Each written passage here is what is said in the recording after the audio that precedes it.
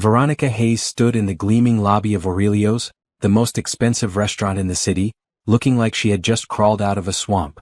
Thick brown mud caked her green dress, streaked across her face, and matted into her curly black hair.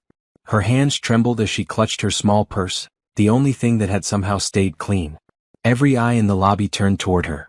The hostess froze mid-smile, her expression shifting from welcome to horror. "I have a reservation," Veronica said quietly, her voice barely steady. "Table for two. Under Mitchell." The hostess blinked twice, her mouth opening and closing like a fish.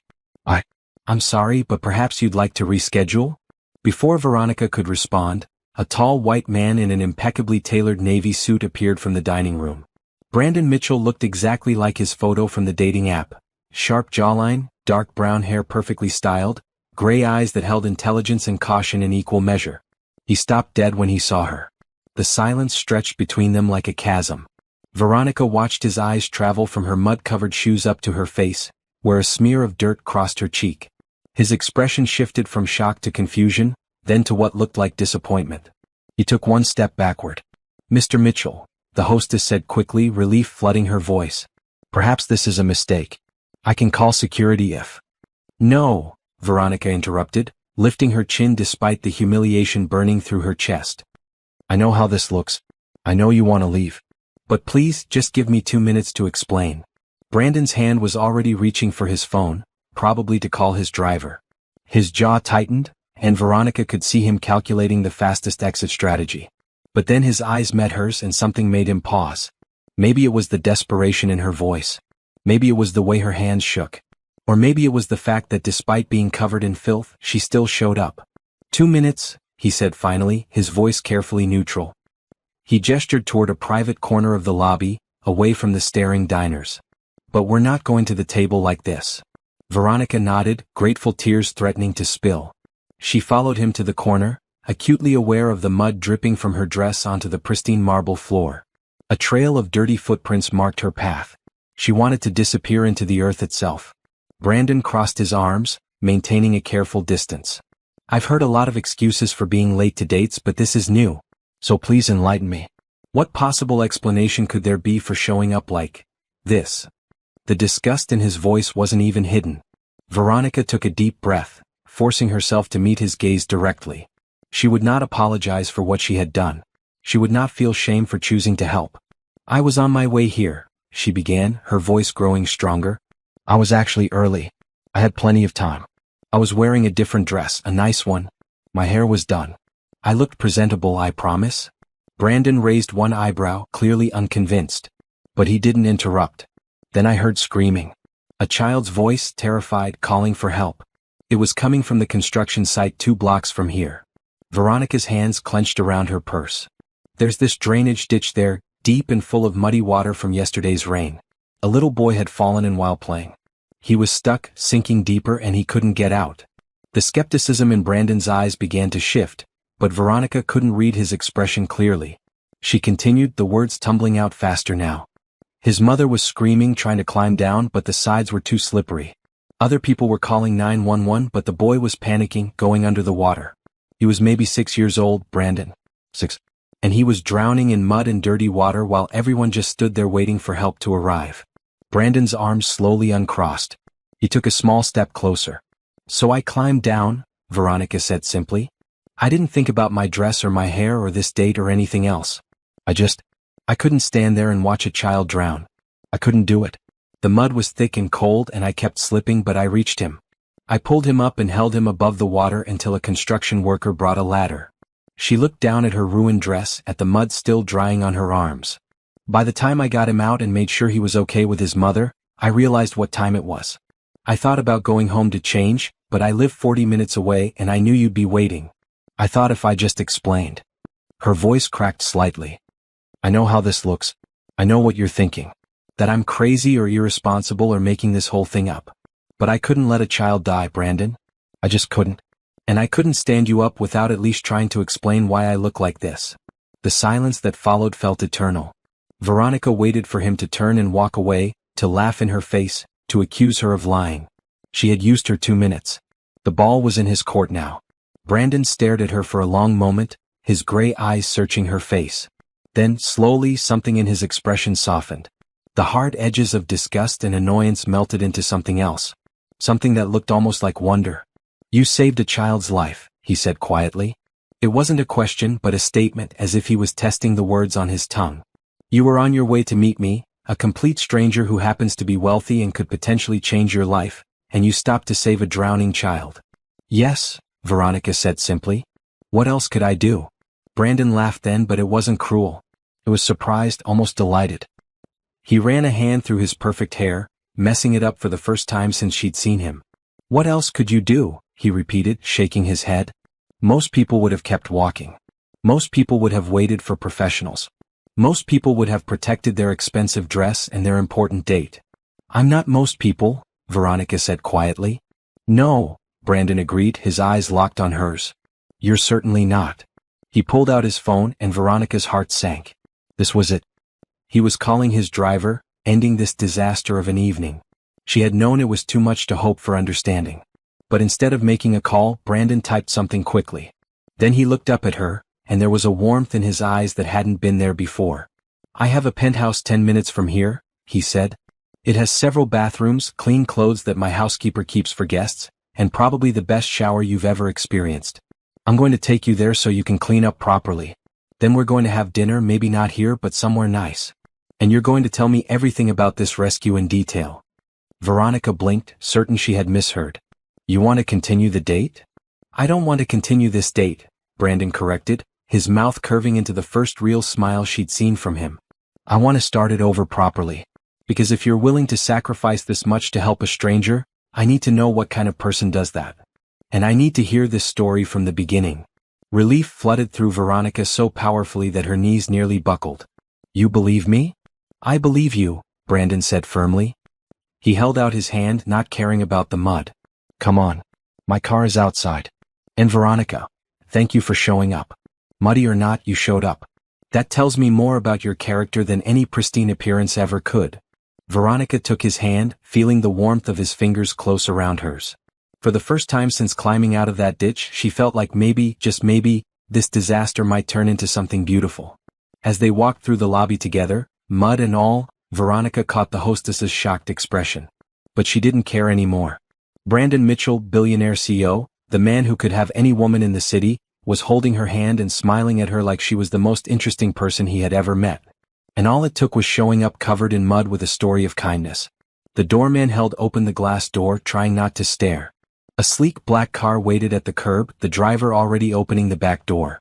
Brandon helped Veronica inside, not caring that mud would stain the leather seats. He slid in beside her, and the door closed, sealing them in comfortable silence. "The boy," Brandon said as the car pulled into traffic. "Is he okay?" "Tommy," Veronica said softly. "His name is Tommy Rodriguez. He's fine. Scared cold but fine. The paramedics checked him out. His mother was crying so hard she could barely speak, but she kept hugging him and hugging me." Brandon nodded slowly, his eyes never leaving her face. "You know his name?" "Of course I know his name," Veronica said, surprised. "I wasn't going to rescue a child and not make sure he was truly okay." That smile returned to Brandon's face, wider this time. "Of course you weren't." The car glided through the city streets, and Veronica watched the lights blur past the window. Her heart was still racing, but now it wasn't from fear or embarrassment.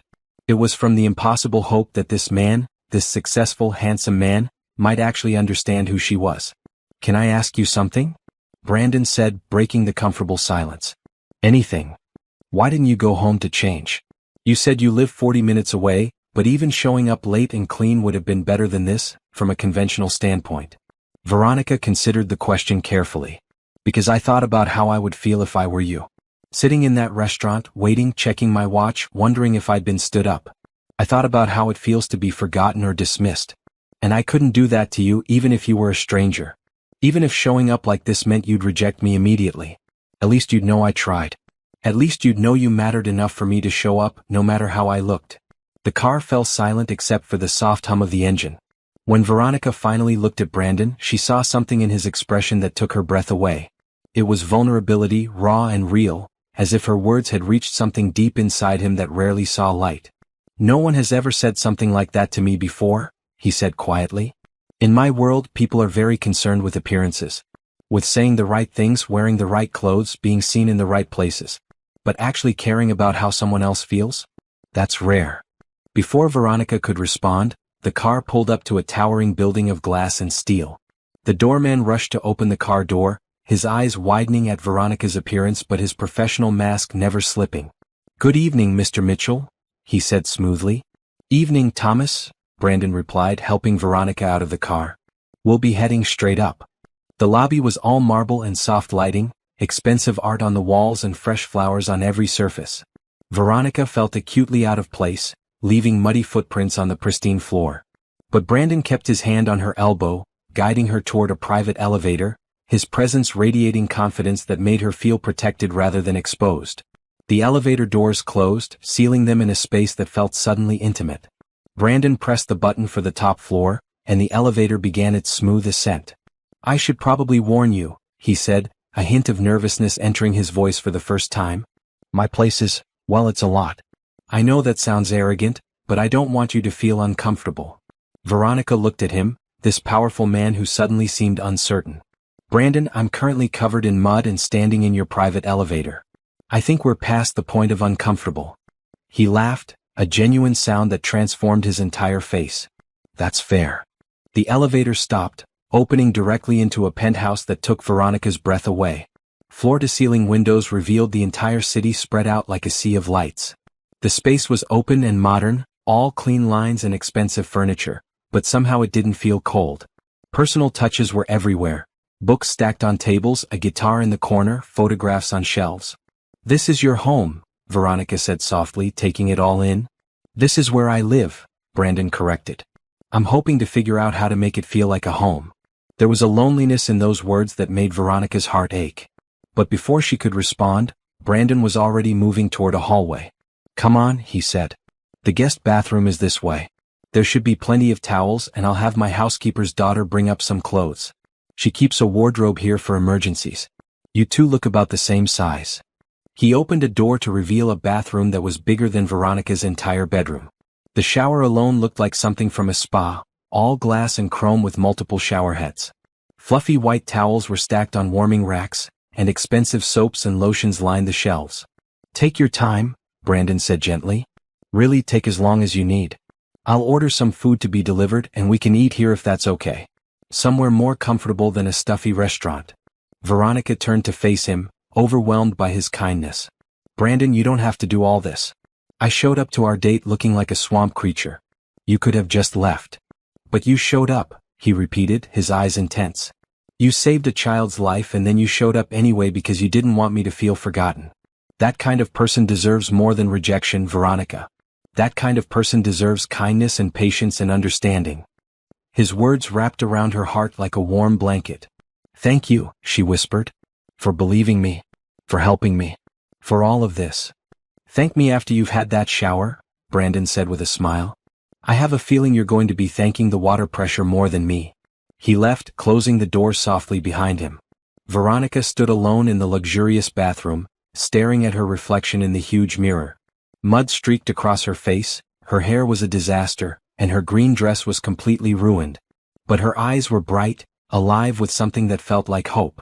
She had saved Tommy Rodriguez's life. And now, impossibly, this evening might be saved too. What would you have done? Would you have stopped to help, even if it meant ruining your one chance at something special? Let me know in the comments below, and don't forget to subscribe for more stories about people who choose kindness over convenience. ***. The hot water cascaded over Veronica's skin, washing away layers of dried mud and revealing her rich brown complexion beneath. She stood under the multiple shower heads, letting the tension drain from her muscles as steam filled the enormous bathroom. The water pressure was incredible, just as Brandon had promised, but her mind wasn't on the luxury surrounding her. Instead, she was back at that construction site, hearing Tommy's terrified screams. It had been 3:30 in the afternoon when she'd left her apartment. She had given herself plenty of time, wanting to arrive at Aurelio's early, calm and collected. The blind date had been set up by her best friend Regina, who worked as an assistant at Mitchell Industries and had been pestering Veronica for months to meet her boss. "He's lonely, you're lonely, and you're both good people," Regina had insisted. "Just one date. What's the worst that could happen?" Veronica smiled sadly at the memory as she worked shampoo through her hair. Regina would never believe what had actually happened. She had been walking down Riverside Avenue, her heels clicking on the pavement, when she'd heard the screaming. At first, she thought it was children playing, the shrieks of delight that often filled the playground nearby. But something about the pitch made her stop, made her listen more carefully. Help. Someone help my baby. Please. The desperate cry of a mother was unmistakable. Veronica had spun around, searching for the source. Other pedestrians had stopped too, confusion on their faces. Then she'd seen them, a small crowd gathering near the construction fence, people pointing and shouting. Veronica had run toward the commotion, her heart already racing. The construction site was supposed to be secured, but a section of fence had been pushed aside, probably by kids looking for a place to explore. Beyond it, the ground had been excavated for a new building's foundation, creating deep trenches and channels. Yesterday's heavy rain had filled these with muddy water, turning them into dangerous traps. And in one of these trenches a little boy was drowning. The memory made Veronica's hands shake as she rinsed the conditioner from her hair. She could still see Tommy's face, eyes wide with terror, mouth open in screams that became gurgles as muddy water splashed over him.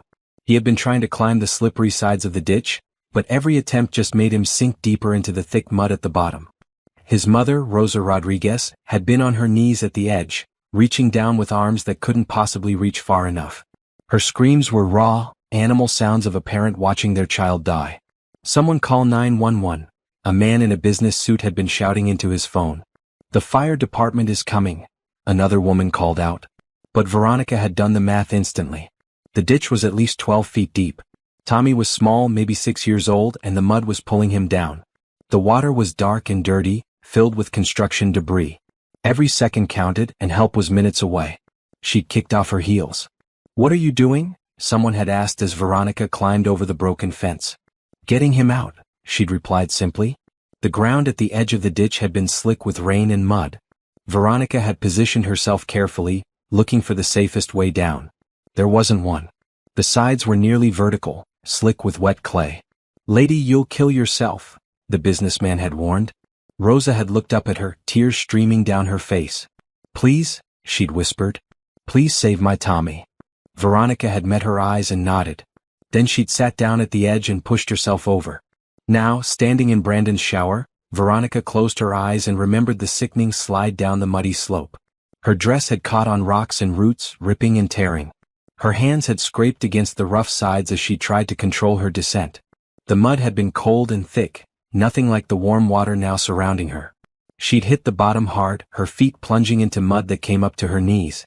The smell had been overwhelming, stagnant water, rotting vegetation, and chemicals from the construction site. Tommy had been 6 feet away from her, his head barely above water, his small hands clawing at the mud. "I've got you," Veronica had called out, fighting through the thick mud toward him. "Tommy, look at me. I've got you." The boy's eyes had locked onto hers, desperate and trusting in a way that had broken her heart. He'd been wearing a bright red shirt and blue jeans, both now covered in brown sludge. As Veronica had reached him, she'd realized how cold the water was.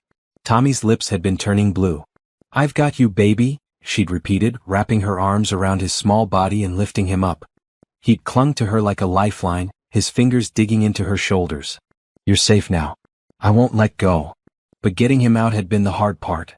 Veronica turned off the shower and reached for one of the soft towels, wrapping it around herself. The mirror had steamed up, hiding her reflection. She wiped a clear spot and looked at herself, remembering how scared she'd been in that moment, holding Tommy in the freezing water with no clear way up. The sides of the ditch had been too steep and slippery to climb while carrying a child. Every time Veronica had tried to get a foothold, the mud had given way beneath her feet. Tommy had been shivering violently, his teeth chattering. "Cold?" he'd whimpered. "I want my mama." "We're getting back to mama right now," Veronica had promised, though she'd had no idea how. Then she'd heard the shout from above. "Hey, grab this." A construction worker had appeared at the edge, a sturdy man in an orange vest and hard hat. He'd been carrying a ladder. With help from the businessman and another bystander, he'd lowered it into the ditch. "Can you climb with the kid?" he'd called down. Veronica had looked at the ladder, at Tommy, at the steep sides. "I can try." It had been the hardest physical thing she'd ever done. With Tommy wrapped around her front, clinging to her neck, Veronica had started up the ladder. Her arms had shaken with effort. Her feet had slipped on the muddy rungs. Tommy's weight had thrown off her balance, making every step precarious. "You can do it," the construction worker had encouraged from above. "One step at a time." Halfway up, Veronica's foot had slipped completely off a rung. For one terrifying second she'd thought they would both fall back into the water. Tommy had screamed. But somehow she'd held on, her fingers white-knuckled on the ladder, her muscles burning. "I've got you, Tommy," she'd gasped. "I won't let you fall." She'd made it to the top through sheer determination and the help of the construction worker, who'd reached down to grab Tommy and pull him up the last few feet. Then he'd helped Veronica over the edge. The moment they'd reached solid ground, Rosa had rushed forward and swept Tommy into her arms, sobbing. The boy had clung to his mother, crying hard, but he'd been alive. Safe. Breathing. Veronica had collapsed onto the ground, her whole body shaking with exhaustion and adrenaline. Other people had gathered around, wrapping emergency blankets around both Tommy and her. Someone had given her water. The paramedics had arrived minutes later, checking both of them thoroughly. "You saved his life," one paramedic had told Veronica as he'd examined the scrapes on her hands. "Another few minutes and hypothermia would have set in. He might not have made it." Those words had made everything worth it. The ruined dress, the scratches, the mud, all of it had been worth seeing Tommy breathing and crying in his mother's arms. Rosa had approached her before the ambulance left, tears still streaming down her face. "Thank you," she'd whispered, her voice thick with emotion. "Thank you for my son. I don't know who you are, but you are an angel.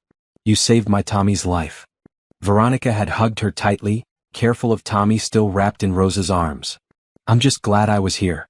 Keep him safe. Always," Rosa had promised.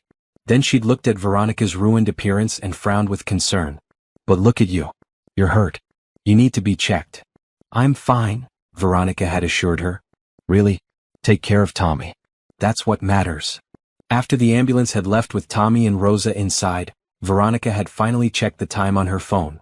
5:15. She'd had 45 minutes to get to Aurelio's for her 6 o'clock date with Brandon Mitchell. The choice had been obvious but painful. Go home, shower, change, and arrive an hour late with no explanation that wouldn't sound like an excuse. Or go directly to the restaurant, looking like she'd lost a fight with a swamp, and hope for understanding. She'd chosen honesty over appearance. She'd chosen showing up over perfection. And somehow, miraculously, Brandon had understood. Now Veronica dried herself with the luxurious towels and examined the clothes that had been left outside the bathroom door while she'd been showering. A simple but elegant blue dress, soft and comfortable.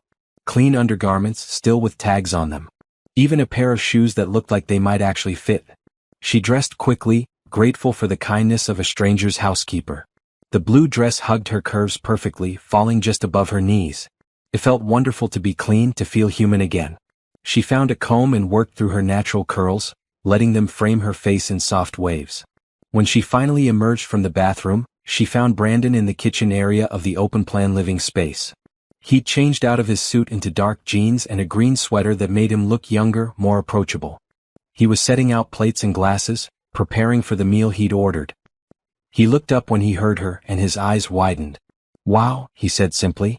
Veronica felt heat rise to her cheeks. "The dress is beautiful. Thank your housekeeper for me." "I will, but the beauty is all you," Brandon said, then looked embarrassed by his own words. "Sorry, that was cheesy." "It was sweet," Veronica corrected, smiling. Brandon gestured to the dining area, where he'd set up candles and laid out what looked like an impressive spread of food. "I ordered from 3 different restaurants because I didn't know what you'd like. Italian, Thai, and good old American comfort food. Take your pick or try everything." The thoughtfulness of the gesture touched Veronica deeply. "You didn't have to do all this." "I wanted to," Brandon said firmly. "Veronica, what you did today. I need to hear the whole story. Not the summarized version you told me in the restaurant lobby, but everything. What made you climb into that ditch? How did you get Tommy out? All of it." So she told him. As they sat down to eat, Veronica walked him through every moment of the rescue. She described the fear in Tommy's eyes, the desperation in Rosa's voice, the cold bite of the muddy water, and the burning in her muscles as she'd climbed that ladder. Brandon listened with complete attention, his food forgotten. When she described nearly falling off the ladder halfway up, his hand moved across the table to cover hers. "You could have died," he said quietly. "But Tommy would have died for certain if I'd done nothing," Veronica replied. "How do you live with yourself after that? How do you walk away from a child in danger?" "Most people do," Brandon said. Most people would have waited for the professionals. Would have been too scared or too concerned about themselves. Then I guess I'm not most people, Veronica said, echoing her earlier words. Brandon squeezed her hand gently. No, you're definitely not. They ate and talked, the conversation flowing easily now that the barrier of first-date awkwardness had been demolished by mud and rescue and honesty. Veronica found herself genuinely enjoying Brandon's company. He was intelligent and funny, asking thoughtful questions about her work as a social worker and seeming genuinely interested in the answers. So you do this kind of thing regularly? He asked. Help people in crisis? It's my job, Veronica said simply. I work with families who are struggling. Sometimes that's helping them navigate the welfare system, sometimes it's connecting them with resources, sometimes it's just being there to listen. I don't usually jump into muddy ditches though. That was a first. Brandon laughed. I would hope so. As the evening wore on, Veronica realized something wonderful. This wasn't just a successful save from a disastrous beginning. This was actually going well. Brandon was kind, attentive, and surprisingly easy to talk to. The wealth and power that surrounded him seemed to fade into the background, revealing a person who was lonely and searching for connection, just like she was. Can I ask you something personal? Veronica said as they moved to the comfortable couches near the windows, the city lights twinkling below them. After everything tonight, I think we're past the point of holding back, Brandon said with a smile. Regina told me you're lonely. That despite everything you have, you're looking for something real. Is that true? Brandon was quiet for a moment, his gray eyes studying the view. Yes, he finally said. I have more money than I could spend in 10 lifetimes. I have a successful company, respect in my industry, everything society says should make me happy. But at the end of the day, I come home to this empty apartment and wonder what it's all for. Everyone who comes into my life wants something from me. My money, my connections, my influence. No one just wants me. The vulnerability in his voice made Veronica's heart ache. I don't want anything from you, Brandon. Just so we're clear. I'm here because Regina thought we might connect, and because I believe in giving people a chance. But I don't need your money or your influence. I have my own life, my own purpose.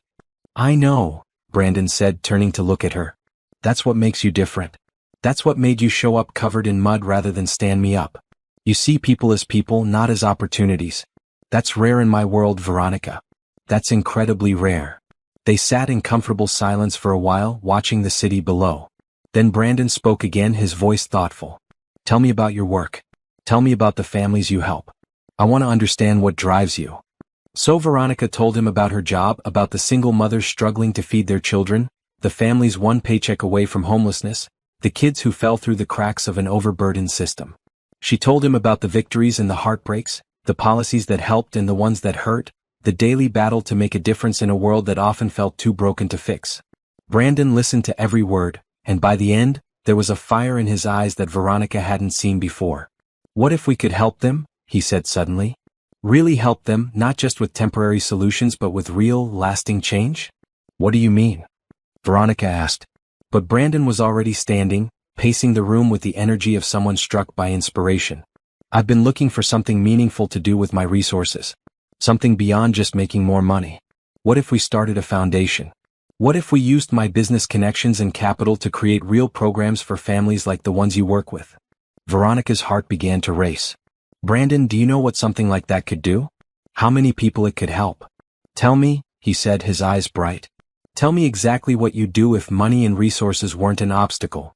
And so Veronica did, her words tumbling out in an excited rush as she described her dreams of community centers, job training programs, affordable childcare, education support, and all the things that could lift families out of poverty permanently rather than just helping them survive day to day. Brandon listened to it all, nodding, asking questions, his mind clearly working through the logistics and possibilities. By the time Veronica finished talking, it was past midnight. They had spent hours discussing, planning, dreaming about what could be possible. Let's do it, Brandon said finally. Let's build this together. Your expertise, my resources. We could actually make a difference, Veronica. A real, measurable difference. Tears welled in Veronica's eyes. You're serious. Completely serious, Brandon confirmed. Today you showed me what real courage and compassion look like. You jumped into a muddy ditch to save a stranger's child without a second thought. If you can do that, I can do this. I can use what I have to help people who need it. And I need someone like you to guide me, To make sure we're doing real good and not just throwing money at problems. Veronica stood and walked to where Brandon was standing by the windows. You're really willing to do this? To commit to helping people you've never met? You did exactly that today, Brandon pointed out. You taught me something important, Veronica. You showed me that being willing to get muddy, to sacrifice your own comfort and plans, to put others first. That's what real wealth looks like. Not money in a bank account. She reached out and took his hand, squeezing it gently. Then yes, let's do this together. Let's build something beautiful. Brandon smiled, the loneliness that had shadowed his eyes earlier now replaced with purpose and excitement. Best blind date ever, he said with a laugh. Veronica laughed too, the sound bright and genuine. Even though I showed up looking like a swamp monster? Especially because of that, Brandon said seriously. Because it showed me exactly who you are. And who you are, Veronica Hayes, is someone extraordinary. The city lights sparkled below them like a sea of stars as Veronica and Brandon stood by the floor-to-ceiling windows, their hands still clasped together. The moment felt suspended in time, full of possibility and promise. Veronica's heart beat steadily in her chest, a rhythm that seemed to match the quiet excitement building between them. I should probably get home, Veronica said softly, though she made no move to leave. It's late and you must be tired. I'm not tired at all, Brandon admitted. Actually, I feel more awake than I have in months. But if you need to go, I understand. Let me call my driver to take you home. Veronica hesitated. The practical part of her knew she should leave, should end this magical evening before reality crashed back in. But another part of her, the part that had learned to recognize rare and precious moments when they appeared, wanted to stay just a little longer. Actually, she said slowly, I'd love to stay and talk more about the foundation. That's okay. We could sketch out some ideas, think about next steps. The smile that lit up Brandon's face was answer enough. I was hoping you'd say that. Come on, I have a whole office set up here. We can brainstorm properly. He led her to a room off the main living area that served as his home office. Unlike the sleek modernity of the rest of the penthouse, this space felt personal. Books lined the walls, a comfortable leather chair sat behind a large desk, and photographs of various business ventures and charitable events decorated the shelves. Brandon pulled up a second chair to the desk and opened his laptop. Okay, let's start with the basics. What's the first thing families like the Rodriguez family need most? Veronica settled into the chair, her mind already organizing the endless needs she encountered daily in her work. Stability, she said without hesitation. Most of the families I work with are living in survival mode, one crisis away from disaster. They need stable housing, reliable income, and access to resources that can help them build a foundation for their lives. Brandon typed notes as she spoke. What about education? Job training? Those are crucial, Veronica agreed, but they only work if the basic needs are met first.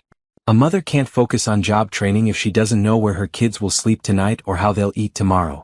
We need to think about this holistically. Housing assistance, food security, healthcare access, childcare support, and then education and job opportunities. That's a lot of moving parts, Brandon said thoughtfully. But not impossible. What if we started with a pilot program? One community, maybe where the Rodriguez family lives. We could develop a model that works and then expand from there. Veronica felt excitement building in her chest. That's smart. Test and refine before scaling up. The neighborhood where Tommy lives is actually perfect. It's struggling, but there's a strong community spirit there. People help each other. They just need resources. They talked for hours, Brandon asking questions and Veronica providing insights from her years of frontline experience. He was impressed by how thoroughly she understood not just the problems, but the complex systems that created and perpetuated them. She was equally impressed by how quickly he grasped the issues and started thinking strategically about solutions.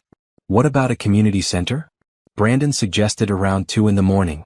A physical space where families could access multiple services in one place. Job counseling, legal aid, healthcare referrals, childcare, education programs. We could make it welcoming and safe, a real hub for the community. Veronica's eyes lit up. Yes, that's exactly what's needed. Most families have to navigate a dozen different agencies in different locations just to access basic services.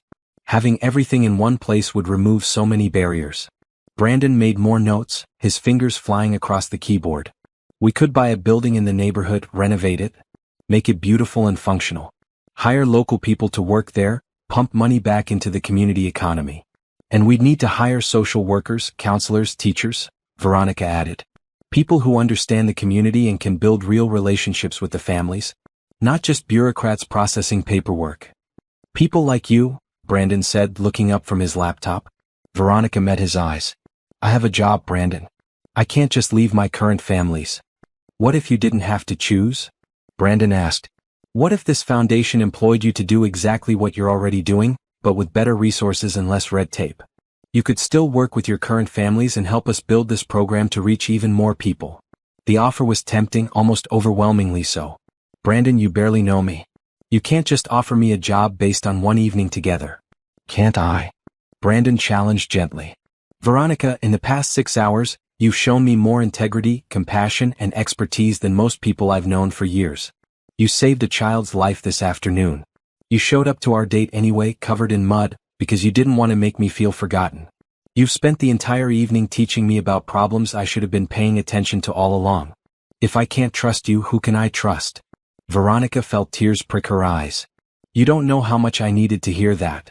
Tell me, Brandon said softly, closing his laptop and giving her his full attention. Tell me what you needed to hear. So Veronica opened up about her struggles. About working 60-hour weeks for low pay, about the constant battle against a system that seemed designed to exhaust people who cared. About watching families she'd helped slip back into crisis because there weren't enough resources or time to provide sustained support. About the guilt she carried every day, knowing that for every family she helped, 10 more needed her. I'm tired, Brandon, she admitted. I'm so tired of fighting alone. Of trying to patch holes in a sinking ship with bandages. I became a social worker because I wanted to change lives, but most days I feel like I'm just barely keeping people alive. Brandon reached across the desk and took her hand. You're not going to be alone anymore. I promise you that. We're going to build something together that actually works. That actually helps people not just survive but thrive. Why? Veronica asked, searching his face. Why do you care so much? You said you've been looking for meaning, but there are thousands of causes you could support. Why this? Why now? Brandon was quiet for a long moment, his thumb absently stroking the back of her hand. Can I tell you something I've never told anyone? Of course. I grew up poor, Brandon said quietly. Not as poor as many of the families you work with, but poor enough. My dad was a mechanic, my mom cleaned houses. We lived in a small apartment, and there were times when money was so tight that my parents skipped meals so I could eat. I watched them work themselves to exhaustion just to keep us afloat. Veronica squeezed his hand, encouraging him to continue. When I was 15, my dad got sick. Cancer. The medical bills destroyed us financially. We lost our apartment, had to move in with my aunt. My mom worked 3 jobs while also taking care of my dad. I watched them struggle, watched the system fail them over and over again. No one helped us. No one even noticed. What happened to your dad?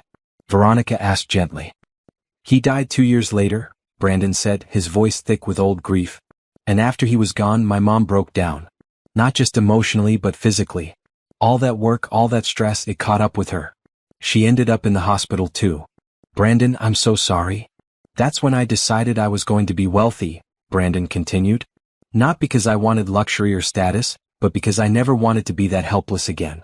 I never wanted to watch people I love suffer because they couldn't afford help. So I worked. I studied. I built businesses. I made money hand over fist.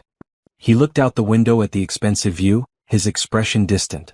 And somewhere along the way I forgot why I started. I got caught up in the game of it all, in proving I could succeed. I surrounded myself with other wealthy people, dated women who saw me as a bank account, focused on making more money even though I already had more than I could ever need. I became the exact kind of person who would have walked past my struggling parents without a second glance. But you didn't walk past Tommy, Veronica pointed out. You didn't walk past me. Brandon turned back to her, his gray eyes intense. Because you reminded me. When you showed up covered in mud, when you told me about jumping into that ditch to save a child you'd never met, you reminded me of who I used to be. Of who I wanted to be.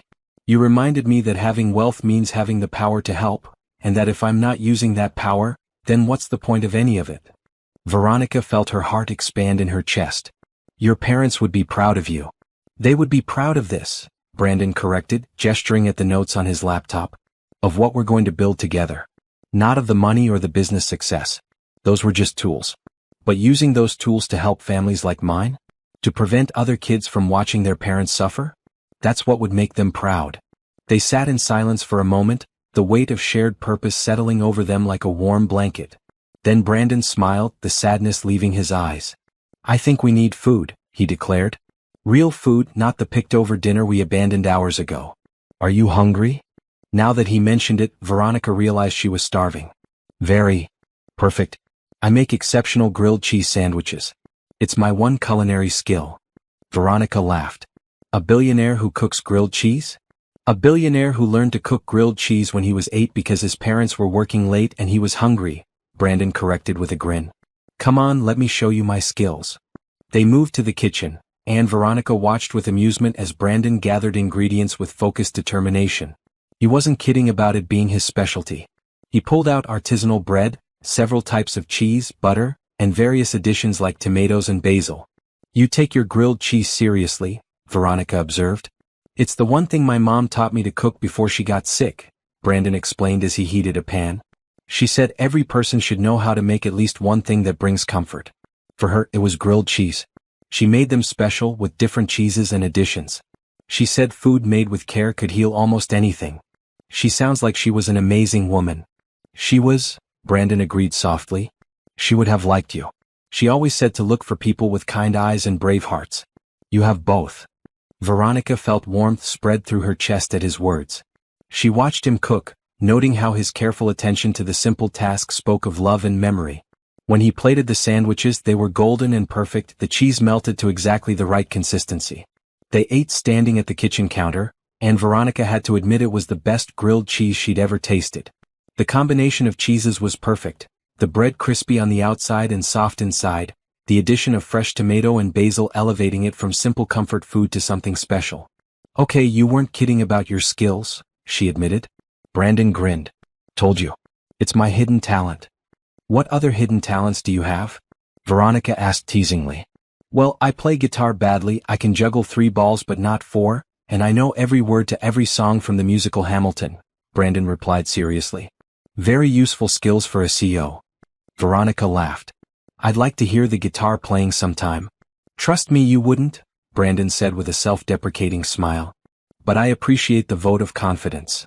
As they finished eating and cleaned up the kitchen together, Veronica marveled at how comfortable she felt. This was supposed to be a blind date with a powerful billionaire, something that should have been awkward and intimidating. Instead, it felt like spending time with an old friend, easy and natural. "Can I ask you something?" Brandon said as he dried the last plate. "Anything. When you were in that ditch with Tommy, when you were scared and cold and didn't know if you could get him out, what kept you going? What made you keep trying?" Veronica considered the question carefully. "I kept thinking about his mother. About Rosa watching from above, terrified that she was going to lose her child. I thought about how I would feel if I gave up, if I let fear win, and that boy died because I wasn't strong enough. I couldn't live with that. So I kept going because the alternative was unacceptable." Brandon nodded slowly. "That's how I want to approach this foundation. With that same commitment. The idea that giving up is unacceptable because too many people are depending on us to try." "Then that's exactly how we'll do it," Veronica promised. By the time Brandon finally called his driver to take Veronica home, it was nearly 4 in the morning. The sun would be rising soon, and they both had work in a few hours. But neither of them seemed to care about the lost sleep. "Thank you for tonight," Veronica said as they waited for the car in the lobby. "For understanding about the mud, for believing my story, for everything. This was the most unexpected and wonderful evening I've ever had." "Thank you for showing up," Brandon replied. "In every sense of the word. You showed up covered in mud because you cared more about my feelings than your appearance. You showed up with ideas and passion when I proposed the foundation. You showed up as yourself, honest and real. That's the best gift anyone has given me in years." The car pulled up outside and the driver stepped out to open the door. Brandon walked Veronica outside, not caring that he was in jeans and a sweater rather than his usual suit. "Can I see you again?" he asked, suddenly looking uncertain. "Soon? Maybe tomorrow, I mean today, after we both get some sleep?" Veronica smiled. "I'd like that. We have a foundation to plan after all. And maybe another date," Brandon added. "One where neither of us is covered in mud or falling asleep from exhaustion." "That sounds perfect." Brandon took her hand and raised it to his lips, kissing it gently. The gesture was old-fashioned but somehow exactly right. "Good night, Veronica." Or good morning, technically. "Good night, Brandon." She slid into the car, and as it pulled away from the curb, she looked back to see Brandon standing on the sidewalk, watching her go with a smile on his face. The billionaire CEO looked happy, truly happy, in a way that made Veronica's heart sing. As the car carried her through the early morning streets toward her modest apartment, Veronica reflected on the impossible evening. She had started the day planning a blind date. She'd saved a child's life. She'd arrived at an expensive restaurant covered in mud. And she'd ended the night planning a charitable foundation with a man who seemed to understand her in a way no one ever had. Life was strange and beautiful and full of unexpected moments. Tommy Rodriguez was safe with his mother. Brandon Mitchell had found purpose. And Veronica Hayes had found hope. It was enough to make her believe in destiny. Veronica managed 3 hours of sleep before her alarm jolted her awake. She groaned, reaching out to silence the persistent beeping, her body protesting the short rest. But despite the exhaustion, she couldn't stop smiling. Last night had been real. It had actually happened. Her phone buzzed with a text message. Brandon. Good morning. Hope you got some sleep. Coffee at 10? There's a quiet place near your office where we can talk more about the foundation. I'll send a car. Veronica typed back quickly. I can take the bus. You don't need to send a car. The response came immediately. I want to send the car. Please let me. It's not about showing off. I just want to make things easier for you. She smiled at the message, appreciating his thoughtfulness. Okay. Thank you. See you at 10. The morning passed in a blur. Veronica met with 3 families, helped a mother navigate the food assistance application process, and made calls to follow up on cases. Her coworkers noticed her good mood, the way she seemed to float through the usually draining work. Who are you and what did you do with stressed out Veronica? Her colleague Donna asked over their shared desk. I had a really good night, Veronica admitted, unable to contain her smile. That blind date Regina set up? The billionaire. Veronica nodded. It was unexpected. In the best way. Details? Donna demanded. You can't just smile like that and not give details. But before Veronica could respond, her phone buzzed. The car had arrived. She grabbed her purse and jacket, leaving Donna calling after her for more information. The coffee shop Brandon had chosen was small and local, tucked away from the busy streets. Nothing fancy or pretentious, just a comfortable neighborhood spot with good coffee and quiet corners. Veronica found him already there, sitting at a corner table with 2 cups of coffee in front of him. He stood when he saw her, his face lighting up. He was back in a suit today, dark blue this time, but he'd lost some of the stiffness she'd noticed in their first meeting. He looked relaxed, happy. I ordered you a latte, he said. Regina told me that's your drink. But if you want something else. A latte is perfect, Veronica assured him, sliding into the seat across from him. You talked to Regina? She called me this morning, Brandon admitted with a laugh. Demanded to know what happened. Apparently, my assistant mentioned I was in an unusually good mood and Regina put 2 and 2 together. She texted me 6 times, Veronica said. I haven't responded yet. I figured I'd make her wait a little longer. They laughed together, the sound easy and comfortable. Brandon pulled out a tablet and opened it to reveal pages of notes. I couldn't sleep, he admitted. So I started researching. Community foundations, successful neighborhood revitalization programs, models that work and ones that don't. I have so many ideas. Veronica leaned forward, studying his notes with interest. You've been busy. I'm excited, Brandon said simply. I haven't been excited about anything in years. Well, anything besides quarterly earnings reports, which is depressing when I say it out loud. They spent the next hour going through his research, discussing possibilities and potential pitfalls. Brandon had done impressive work, identifying programs that had succeeded and analyzing why. Veronica added her practical knowledge, pointing out the gaps between what looked good on paper and what actually worked on the ground. The key is involving the community from the start, Veronica explained.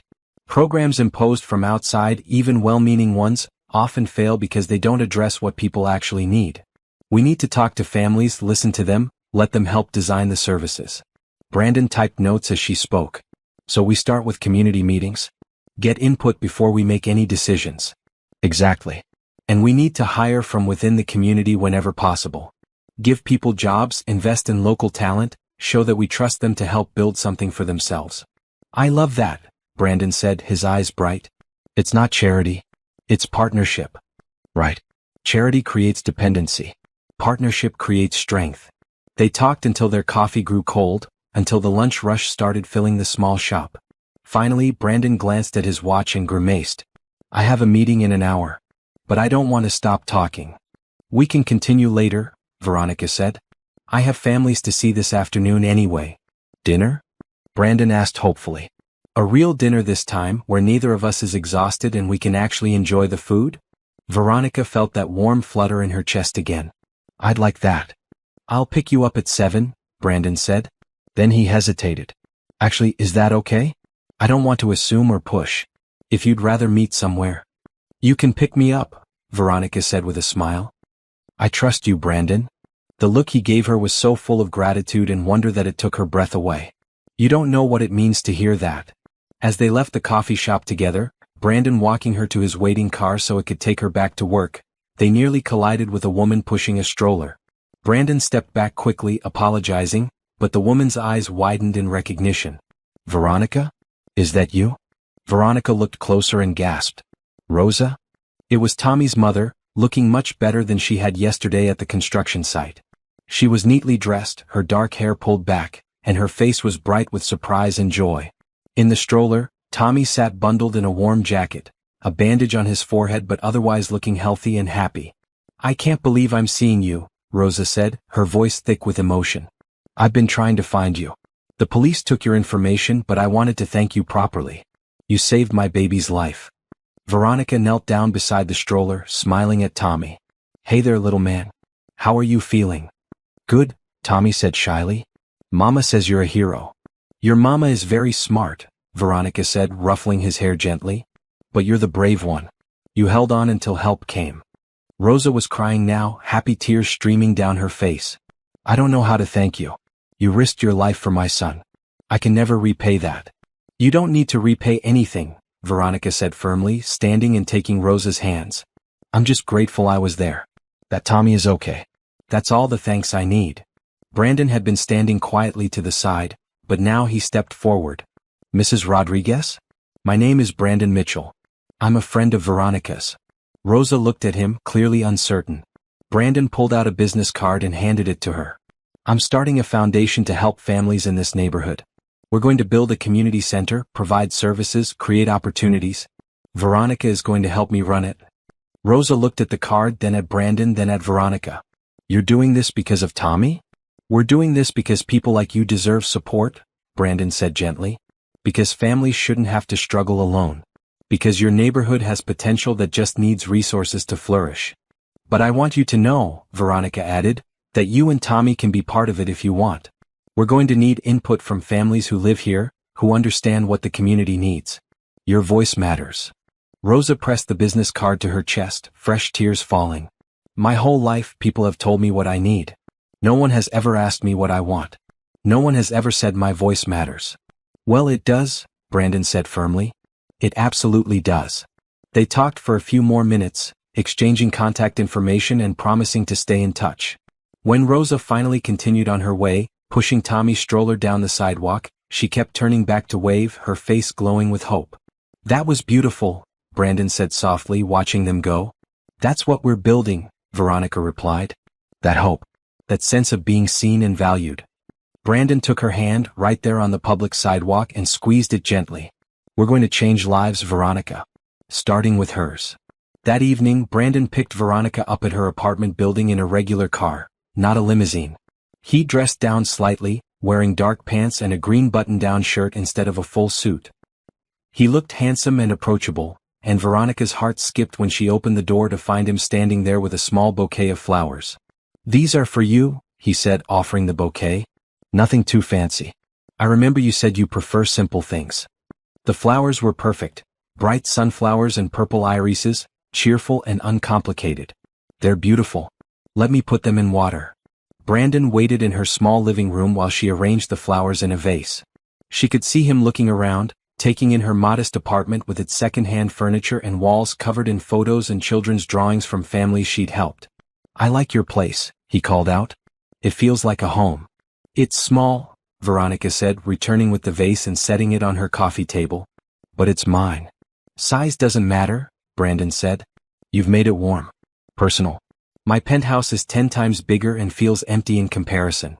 They drove to a restaurant Brandon knew, a family-owned Italian place in a neighborhood similar to where Rosa lived. It wasn't fancy or expensive, but the food was incredible and the atmosphere was warm. The owner greeted Brandon by name, clearly surprised and delighted to see him. "Mr. Mitchell, what a pleasure," the older man said, his Italian accent thick and genuine. "And you brought a beautiful lady. Come, I have the perfect table for you." They were seated in a quiet corner, and soon the table was filled with dishes the owner insisted they must try. Homemade pasta, fresh bread, perfectly seasoned vegetables, and wine that tasted like summer sunshine. "You come here often?" Veronica asked. "My father used to bring me here when I was a kid," Brandon explained. "When we had a little money for treats. Mr. Rossi, the owner, always remembered us. Even when we couldn't afford to eat here anymore, he'd save leftovers for us, call it helping test recipes. He kept our pride intact while making sure we ate." "That's beautiful. He's a good man. Built this place from nothing, raised his family here, never forgot where he came from." Brandon smiled. "When I made my first million, this was the first place I came to celebrate. I tried to pay Mr. Rossi back for all those recipe tests, but he wouldn't take the money. Said helping us was an investment that had clearly paid off." Veronica reached across the table and took Brandon's hand. "You have good people in your life." "I'm learning to recognize them better," Brandon said, looking at her meaningfully. "For a long time, I surrounded myself with people who only cared about what I could do for them. Now I'm trying to find people who care about who I am." "Who are you, Brandon?" Veronica asked softly. "Really?" Brandon was quiet for a moment, considering the question. "I'm someone who lost his way and is trying to find it again. I'm someone who has a lot but doesn't always know what to do with it. I'm someone who wants to matter, not because of my bank account but because of what I do with it. I'm someone who met a woman covered in mud and realized she was exactly what I'd been searching for." Veronica felt tears prick her eyes. "I'm just me, Brandon. I'm not special." "You're wrong," he said firmly. "You're the most special person I've met. You're brave and kind and selfless. You make me want to be better. You make me remember why any of this matters." They ate slowly, savoring both the food and the conversation. Veronica told Brandon more about her life. Growing up with a single mother who worked as a nurse, learning early that life was hard for many people through no fault of their own, deciding in high school that she wanted to help families like hers. Brandon shared more of his own story, the years of poverty, watching his parents struggle, the determination that drove him to succeed, and the loneliness that came with that success. He talked about failed relationships with women who saw him as a trophy, friendships that fell apart when people realized he wouldn't give them money, and the isolation of being wealthy in a world where most people couldn't relate to his experiences. "I thought money would solve everything," he admitted. "I thought once I had enough, I'd be happy. But money just magnifies what's already there. If you're lonely, more money makes you more lonely. If you're lost, more money just means you're lost with better stuff. But money can also magnify good things," Veronica pointed out. "If you're generous, more money means you can help more people. If you're kind, more money gives you more ways to show kindness. You just have to choose what you want to magnify." Brandon smiled at her. "See? This is what I mean. You make everything clearer, simpler. You cut through all the confusion and get to what matters." "I've had a lot of practice cutting through bureaucracy and confusion in my work," Veronica said with a laugh. "It's kind of my job." As dessert arrived, a perfect tiramisu that Mr. Rossi insisted was on the house for the lovely couple, Brandon brought up the foundation again. "I've been thinking about timing," he said. "How quickly can we actually get this started? I don't want to rush and do it wrong, but I also don't want families to wait longer than necessary for help. We need to balance speed with care," Veronica said thoughtfully. "Maybe we could start with something small and immediate while we plan the bigger projects.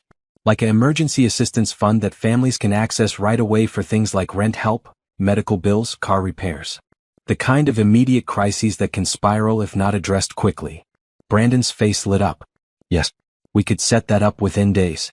Just need a bank account, clear criteria for assistance, and someone to process applications. You could handle that part." "I could," Veronica agreed.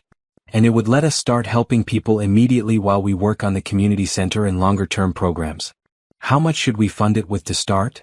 Brandon asked, pulling out his phone to make notes.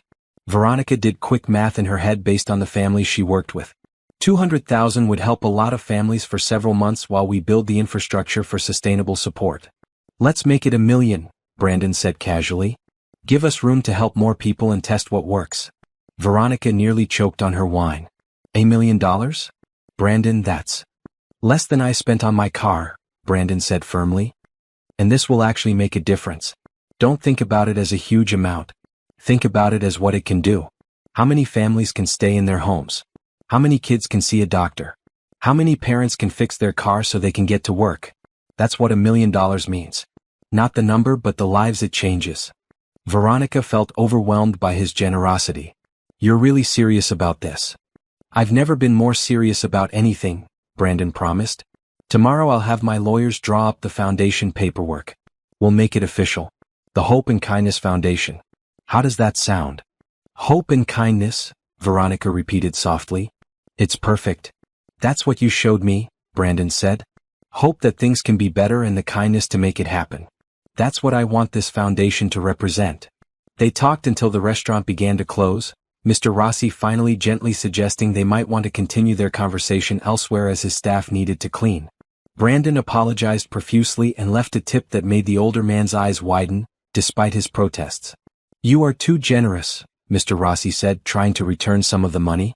You were generous to my family when we had nothing, Brandon replied, gently pushing the money back. This doesn't even begin to repay that. Thank you, Mr. Rossi, for everything. Then and now. The older man had tears in his eyes as he hugged Brandon tightly. Your father would be so proud of the man you've become. So proud. On the drive back to Veronica's apartment, they held hands across the center console, comfortable silence filling the car. When Brandon walked her to her door, Veronica felt nervous for the first time all evening. Thank you for dinner, she said. For everything. These past 2 days have been incredible. Thank you for giving me a chance, Brandon replied. For seeing past the money and the title to who I actually am. For showing me what really matters. They stood in the hallway, neither quite ready to say goodnight.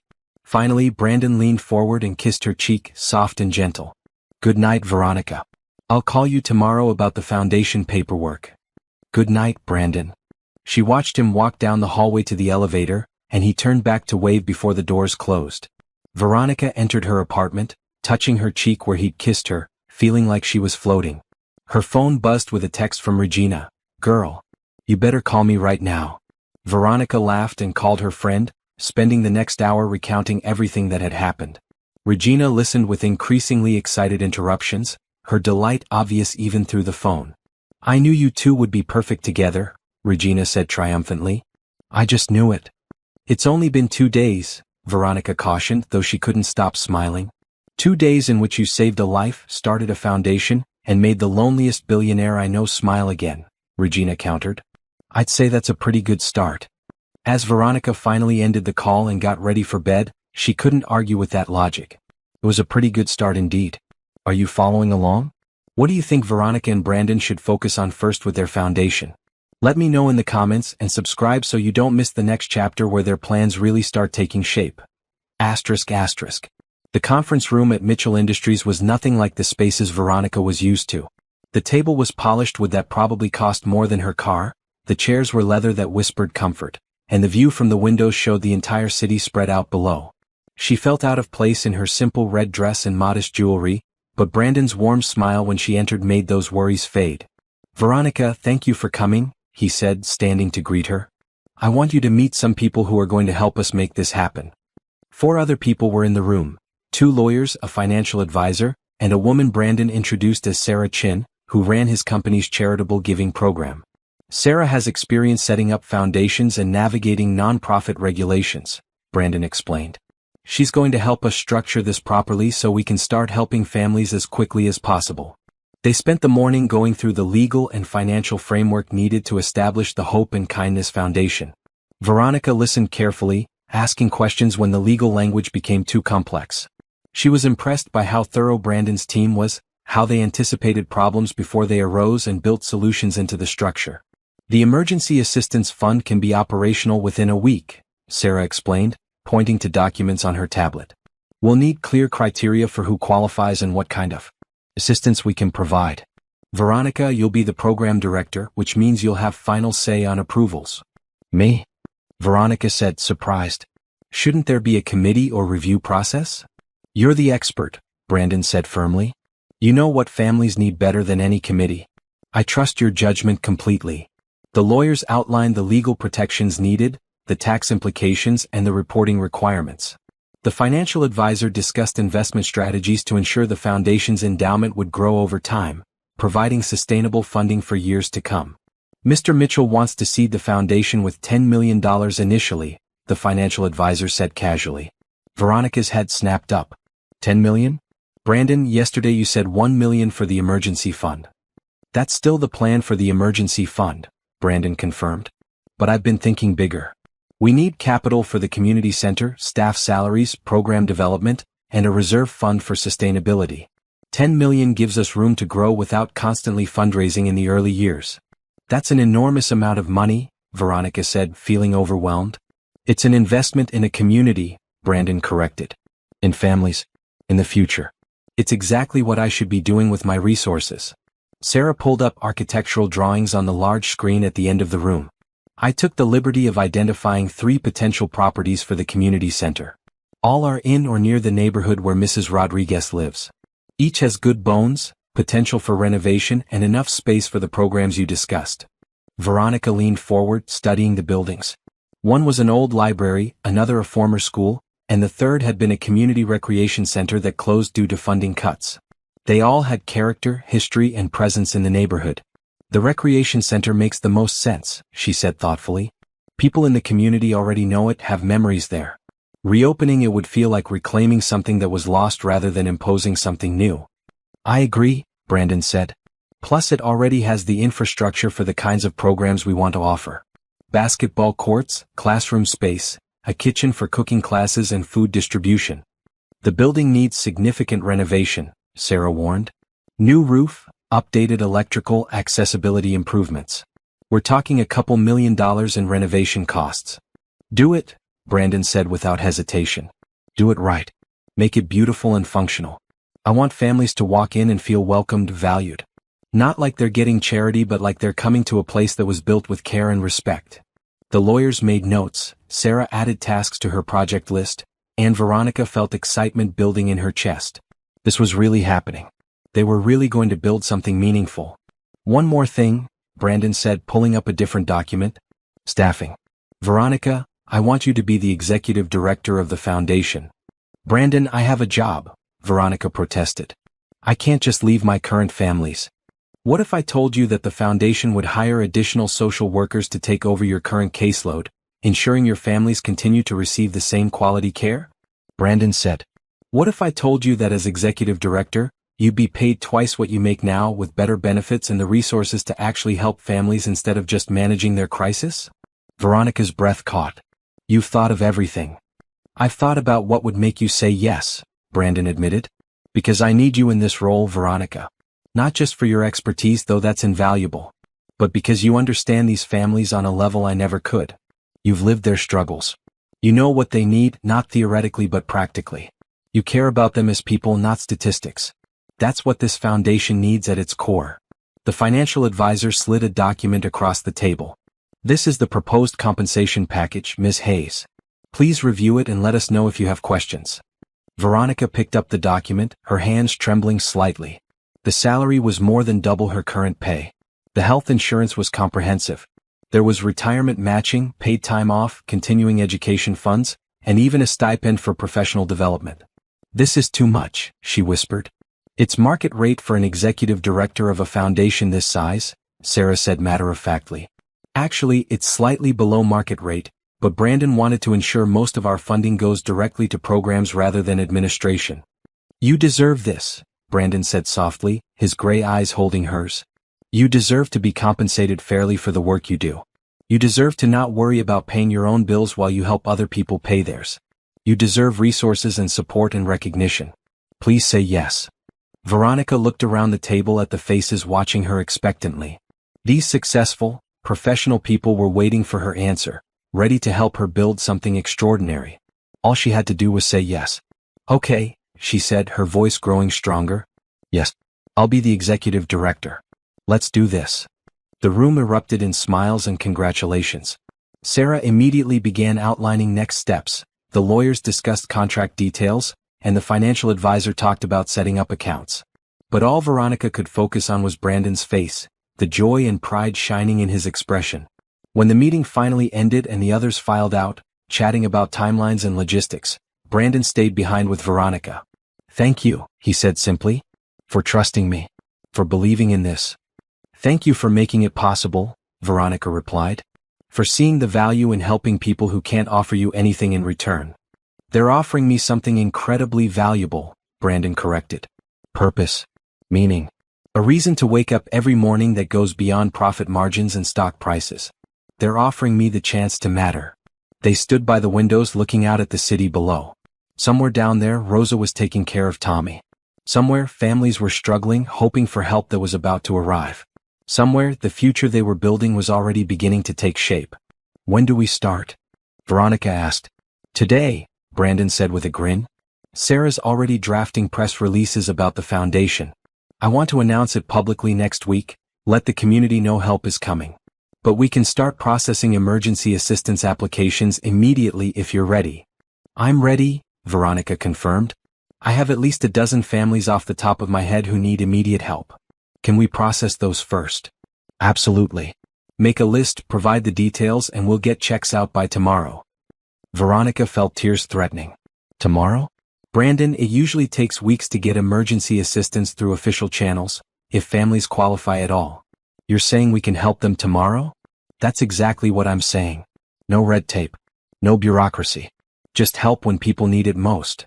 They spent the rest of the afternoon in Brandon's office, Veronica outlining the cases she knew needed urgent assistance and Brandon making notes and calls to ensure the help would arrive quickly.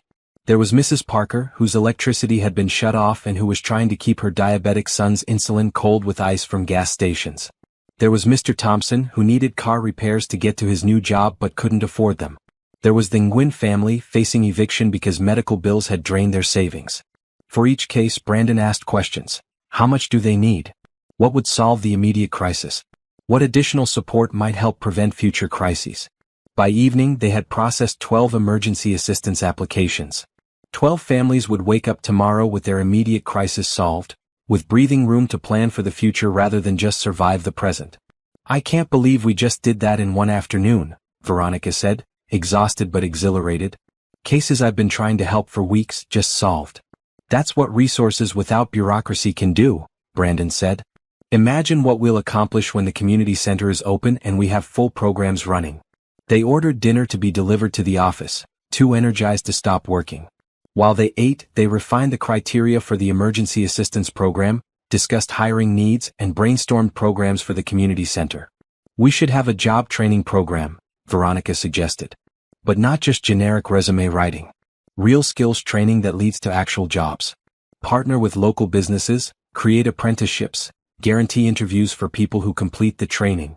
Brandon typed notes on his laptop. "I can reach out to my business network. A lot of companies are struggling to find reliable employees. If we can train people and vouch for them, it's a win for everyone." "And childcare," Veronica continued, her ideas flowing freely now. "Quality, affordable childcare is the biggest barrier for single parents trying to work or get training. What if the community center had a childcare program with certified teachers? Parents could drop their kids off knowing they're safe and learning, not just being watched." "Yes," Brandon agreed enthusiastically. "What else?" "Healthcare coordination. Help families navigate insurance, find affordable care, schedule appointments. So many people avoid doctors because the system is too complicated and intimidating. Legal aid clinic. Monthly financial literacy workshops. Mental health counseling. Tutoring for kids struggling in school." Brandon's fingers flew over the keyboard, capturing every idea. "A food pantry, but not just canned goods," Veronica added. "Fresh produce, healthy options. Partner with local farms and grocery stores. Teach nutrition and cooking classes." They worked until nearly midnight, building a comprehensive vision of what the Hope and Kindness Foundation could become. Not just a safety net catching people as they fell, but a ladder helping them climb to stability and beyond. Finally, Veronica leaned back in her chair, overwhelmed by what they'd created on paper in just a few days. "This is going to change everything for this community," she said softly. "We're going to change everything," Brandon corrected, reaching across the desk to take her hand. "Together. You bring the heart and expertise, I bring the resources and business connections. Neither of us could do this alone." "Do you really believe that?" Veronica asked. "You have the money. You could hire anyone to run this." But I don't trust anyone else, Brandon said seriously. I trust you. I trust that you'll never lose sight of what matters. That you'll tell me when I'm being stupid or insensitive. That you'll always put the families first. That's worth more than any degree or resume. They sat in comfortable silence for a moment, hands linked across the desk, the city lights twinkling beyond the windows. I should get home, Veronica finally said, though she didn't move. We both need sleep if we're going to build a foundation. Let me drive you, Brandon offered. It's late and I don't want you taking the bus at this hour. You don't have to. I want to, Brandon interrupted gently. Please, let me. In the car they talked about smaller things. Favorite books and movies, childhood memories, silly preferences that revealed personality. Veronica learned that Brandon loved old action movies but cried during animated films. That he'd always wanted a dog but never felt he had time for one properly. That his favorite meal was still his mother's meatloaf recipe, which he'd tried and failed to recreate dozens of times. She shared that she collected vintage teacups from thrift stores, that she sang loudly and terribly in the shower, and that she had a weakness for cheesy romance novels despite their predictable plots. I like learning these things about you, Brandon said as they pulled up to her apartment building. The real you beyond the professional competence and the hero who saves children. I'm not a hero, Veronica protested. You are to Tommy Rodriguez. You are to the 12 families we helped today. You are to me, Brandon said quietly. You showed me it's possible to use wealth for good.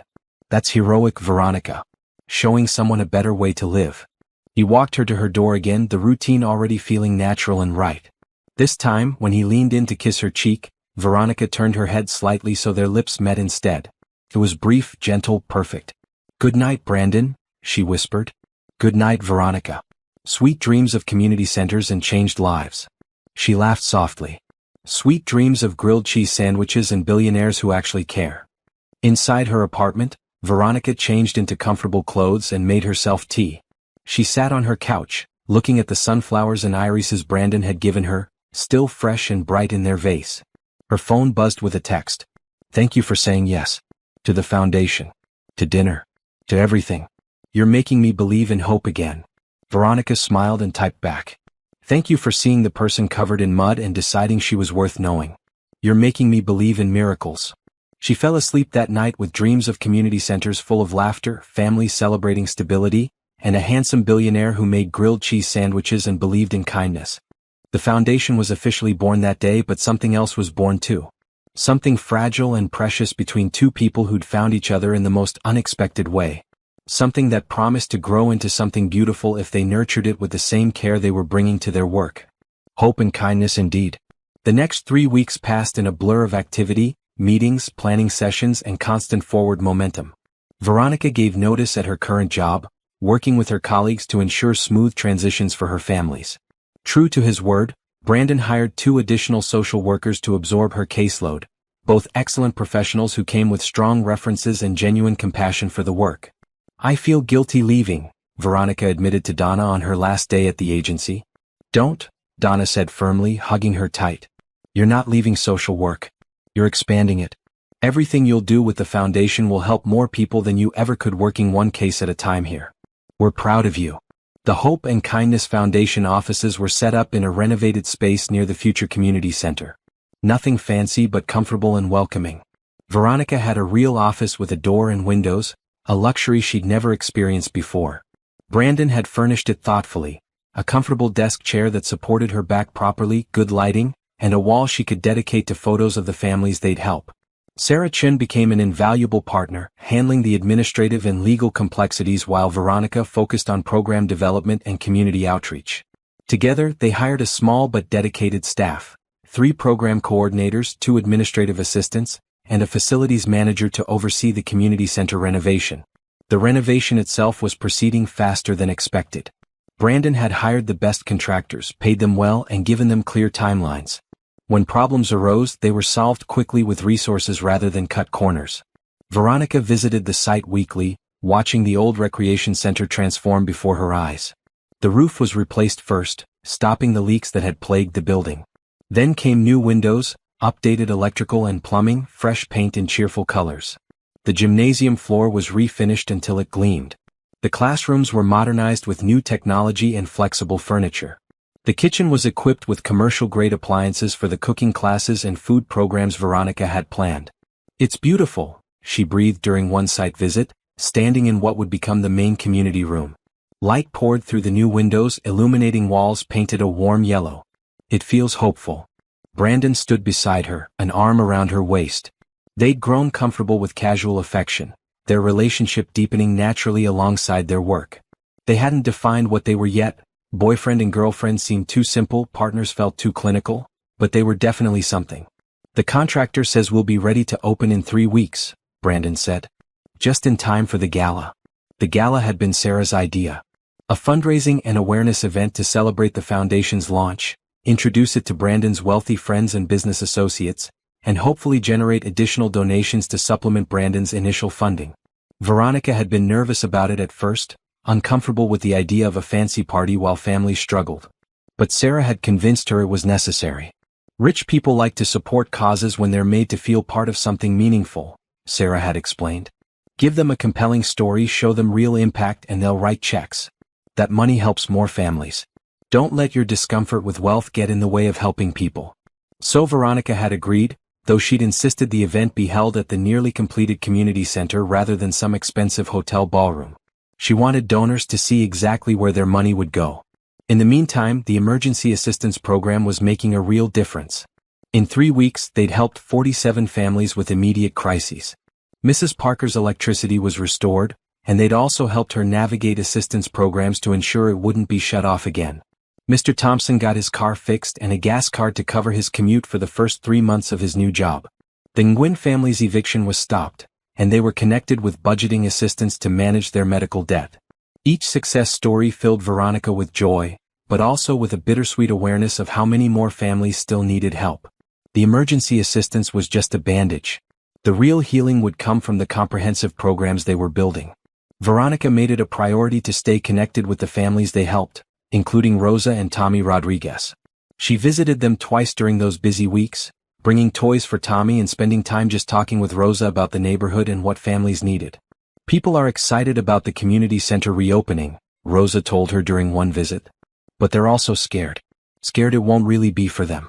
That it'll be too expensive or too complicated or they won't be welcome." "That's helpful feedback," Veronica said, making notes. "What would make people feel truly welcome?" "Familiar faces," Rosa said immediately. "Hire people from the neighborhood. Not all outside professionals who don't understand us. If we see our neighbors working there, we'll know it's really for us." Veronica took that advice to heart. When she and Sarah began serious hiring for community center staff, they prioritized local candidates. They hired Rosa herself as a community outreach coordinator, recognizing her natural leadership and her deep roots in the neighborhood.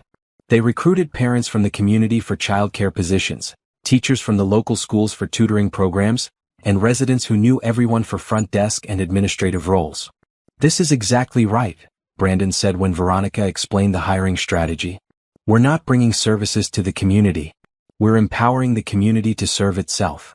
Through it all, Veronica and Brandon's relationship continued to grow. They had working dinners several times a week, planning sessions that often stretched late into the evening. But they also carved out time for non-foundation activities.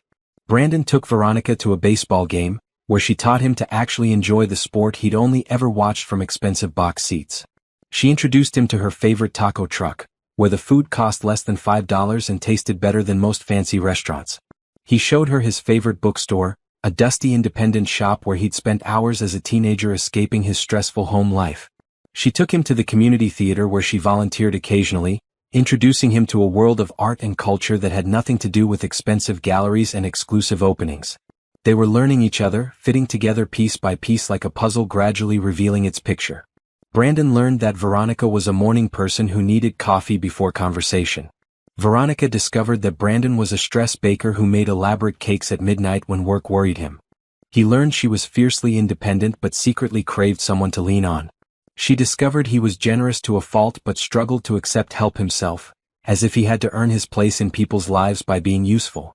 They had their first argument 3 weeks into building the foundation. It was about money, predictably. Brandon wanted to buy Veronica a car to replace her old sedan that constantly needed repairs. She'd refused, insisting she didn't need him to solve her problems. "It's not about solving your problems," Brandon had argued. It's about making your life easier. You're driving all over the city for the foundation. Why not do it in a reliable vehicle? Because I don't need you to buy me things, Veronica had replied, her voice sharp. I'm not with you for your money, Brandon. I need you to understand that. If I let you buy me a car, what's next? An apartment? Clothes?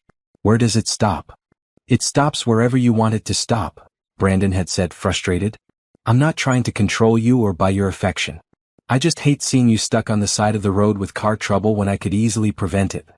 They talked it through, both of them working to understand the other's perspective. Veronica helped Brandon see that his desire to help sometimes felt like he was implying she couldn't handle things herself. Brandon helped Veronica understand that accepting help wasn't the same as being dependent or mercenary. They'd compromised.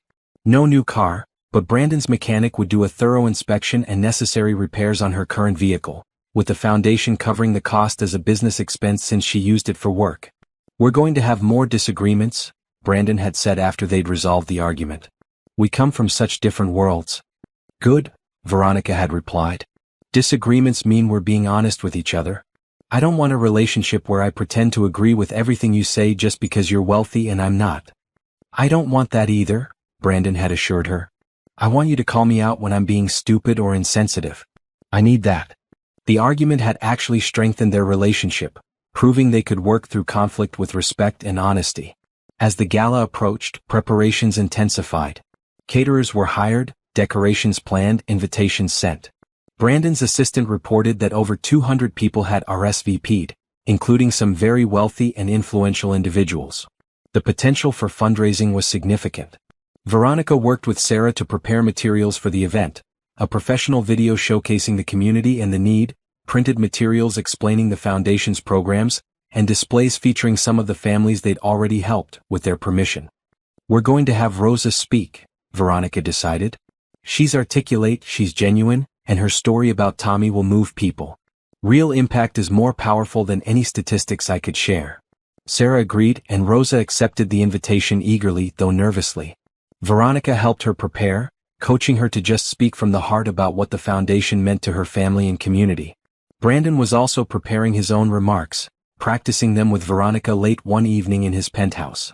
He wanted to strike the right tone, grateful for people's attendance, compelling about the need, inspiring about the possibility, but not preachy or condescending. Just tell them why you're doing this, Veronica advised. Tell them about your parents, about Mr. Rossi's restaurant, about finding me covered in mud. People respond to authenticity, Brandon. They can tell when someone really cares versus when they're just checking a charity box. What if I cry? Brandon asked, only half joking. When I talk about my parents, I get emotional. Then cry, Veronica said firmly. Let them see that this matters to you personally. That's what makes it real. The night before the gala, Veronica and Brandon did a final walkthrough of the community center. The contractors had finished just in time. The building gleamed, fresh and inviting. The gymnasium had been set up for the event with round tables, a stage and elegant but not ostentatious decorations. The rest of the building was ready to showcase. Classrooms set up for various programs, the childcare area bright with colorful furniture, the kitchen ready for cooking demonstrations, the job training center equipped with computers and resources. We did this, Brandon said softly, standing in the main lobby with Veronica. In just a few weeks, we took an idea and made it real. We haven't done anything yet, Veronica corrected gently. This is just the beginning. The real work starts when we open the doors and families start coming through them. Then I can't wait to start the real work, Brandon said, pulling her close. Because if it's anything like these past few weeks, it's going to be amazing. They stood there together, imagining the future these walls would hold. Children laughing in the childcare area. Parents learning new skills in classrooms. Families sharing meals cooked in the community kitchen. Teenagers playing basketball in the gymnasium. People helping people, lifting each other up, building a stronger community together. Thank you, Veronica whispered, resting her head on Brandon's shoulder.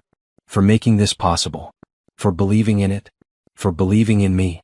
Thank you for showing me what was possible, Brandon replied, kissing the top of her head. For saving Tommy. For showing up covered in mud. For saying yes to all of this. You changed my life, Veronica. You made me remember who I wanted to be. The next evening, as Veronica prepared for the gala, she felt nervous energy humming through her body. This was it. The official launch of everything they'd been building. The moment when their private partnership became a public commitment to change. She'd bought a new dress for the occasion, a floor-length gown in deep red that made her dark skin glow. It was the most expensive thing she'd ever bought for herself, and she'd hesitated for days before purchasing it. But Brandon's eyes when he picked her up made it worth every penny. "You look stunning," he breathed, offering his arm. "Absolutely stunning." "You clean up pretty well yourself," she replied, taking in his tailored tuxedo. He looked like he'd stepped out of a magazine, sophisticated and handsome. They drove to the community center together, Veronica's hand clasped in Brandon's. She could feel his nervous energy matching her own. "Ready to change the world?" she asked. "With you," Brandon replied, squeezing her hand. "Always." The gala was about to begin, and with it, the real work of the Hope and Kindness Foundation. But Veronica felt ready. She had the resources, the team, the plan, and most importantly, she had a partner who truly understood what they were building and why it mattered. Hope and Kindness were about to flood a community that had been waiting for exactly this. And it was going to be beautiful. The community center glowed with warm light as guests began arriving for the gala. Veronica stood near the entrance with Brandon and Sarah, greeting people as they entered. The contrast was striking.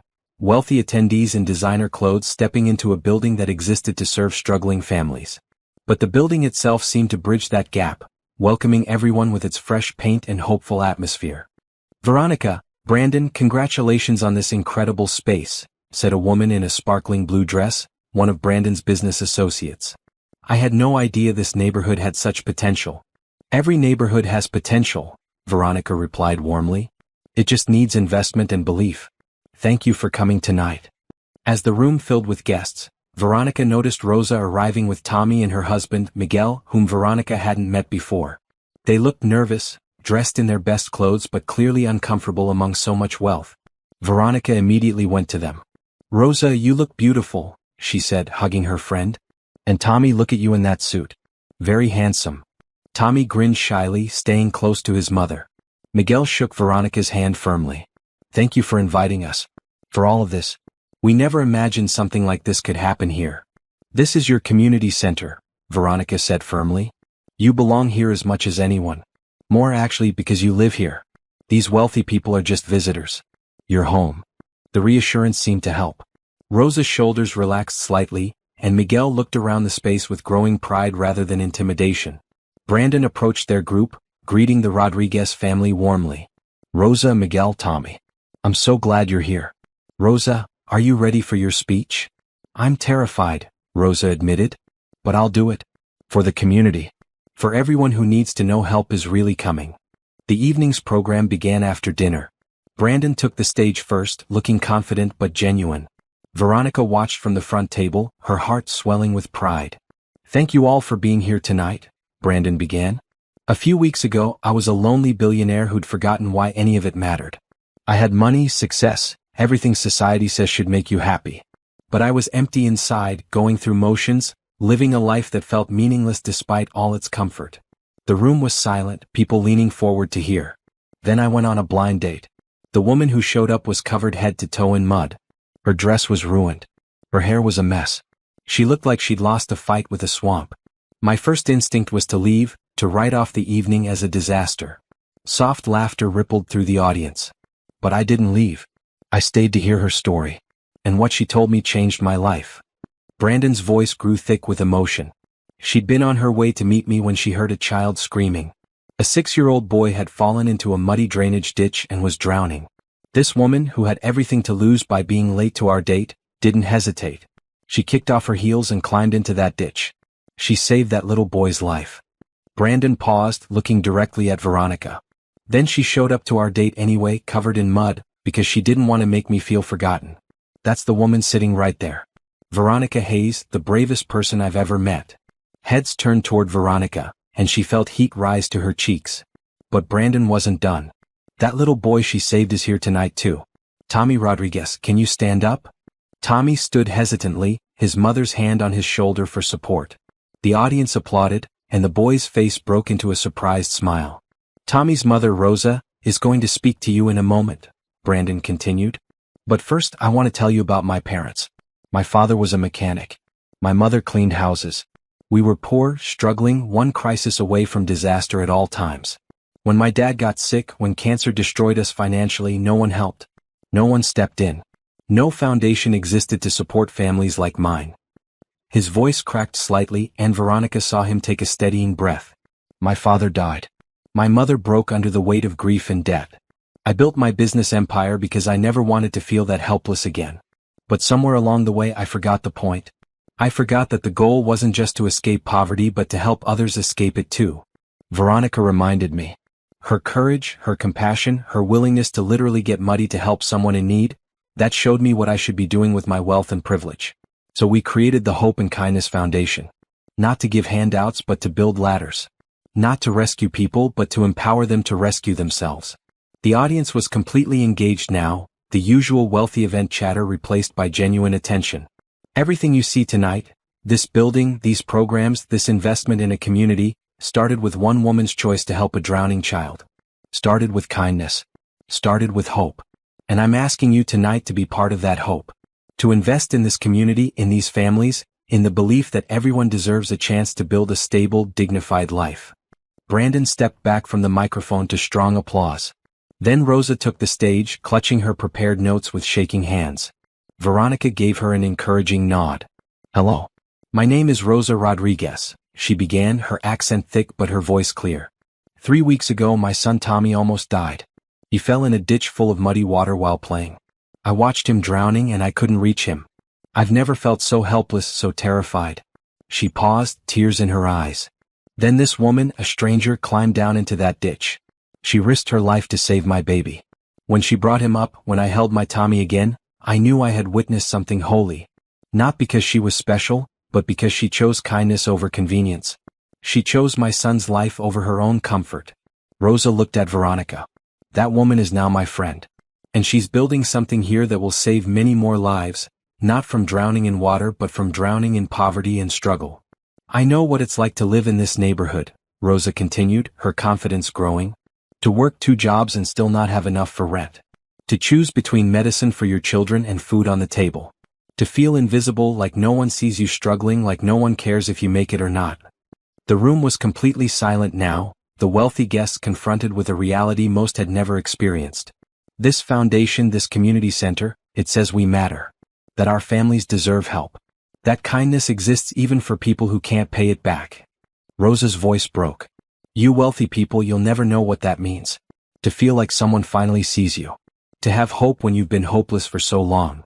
She folded her notes, speaking from her heart now. I'm asking you to help. Not for me, though my family needs it, but for all the families who live here. For the single mothers, the struggling fathers, the children who deserve better. Give to this foundation. Support what they're building. Because what they're building is more than programs and services. They're building hope. They're building dignity. They're building community. Rosa stepped back from the microphone, and the applause was thunderous. People stood, some with tears in their eyes, moved by her raw honesty and emotion. Veronica saw checkbooks coming out, phones being pulled out to make immediate donations. The rest of the evening was a blur. Sarah reported that they'd raised over $3 million in pledges that night alone. Donors toured the building, asking questions about programs, meeting staff members, some even exchanging contact information with Rosa to learn more about the community's needs. But the moment that stuck with Veronica happened near the end of the night. An older woman approached her, elegant in her silver dress and pearls. Ms. Hayes, my name is Patricia Blackwell. I'm on the board of several charitable foundations in the city. Veronica shook her hand, wondering what criticism was coming. She'd been bracing for it all night. Wealthy people telling her how to run programs, questioning whether the poor deserved help, suggesting that bootstraps were the real answer. But Patricia surprised her. I want to tell you about my granddaughter, Emily. She's 16, privileged, has never wanted for anything. She's also selfish, entitled, and completely disconnected from the real world. Veronica wasn't sure how to respond, so she stayed quiet. I want to know if you have volunteer opportunities for teenagers, Patricia continued. Real work, not just photo opportunities or resume padding. I want Emily to spend her summer here, learning what real struggle looks like, seeing what people like Mrs. Rodriguez deal with every day. I want her to develop empathy. Would you be willing to have her? Veronica felt her opinion of Patricia shift entirely. We absolutely have volunteer opportunities, and I think that would be good for Emily. But I need you to understand, We won't go easy on her because she's wealthy. She'll work hard. She'll see difficult things. She'll be challenged. Good, Patricia said firmly. That's exactly what she needs. Thank you. Similar conversations happened throughout the evening. A tech CEO wanted to fund computer literacy classes.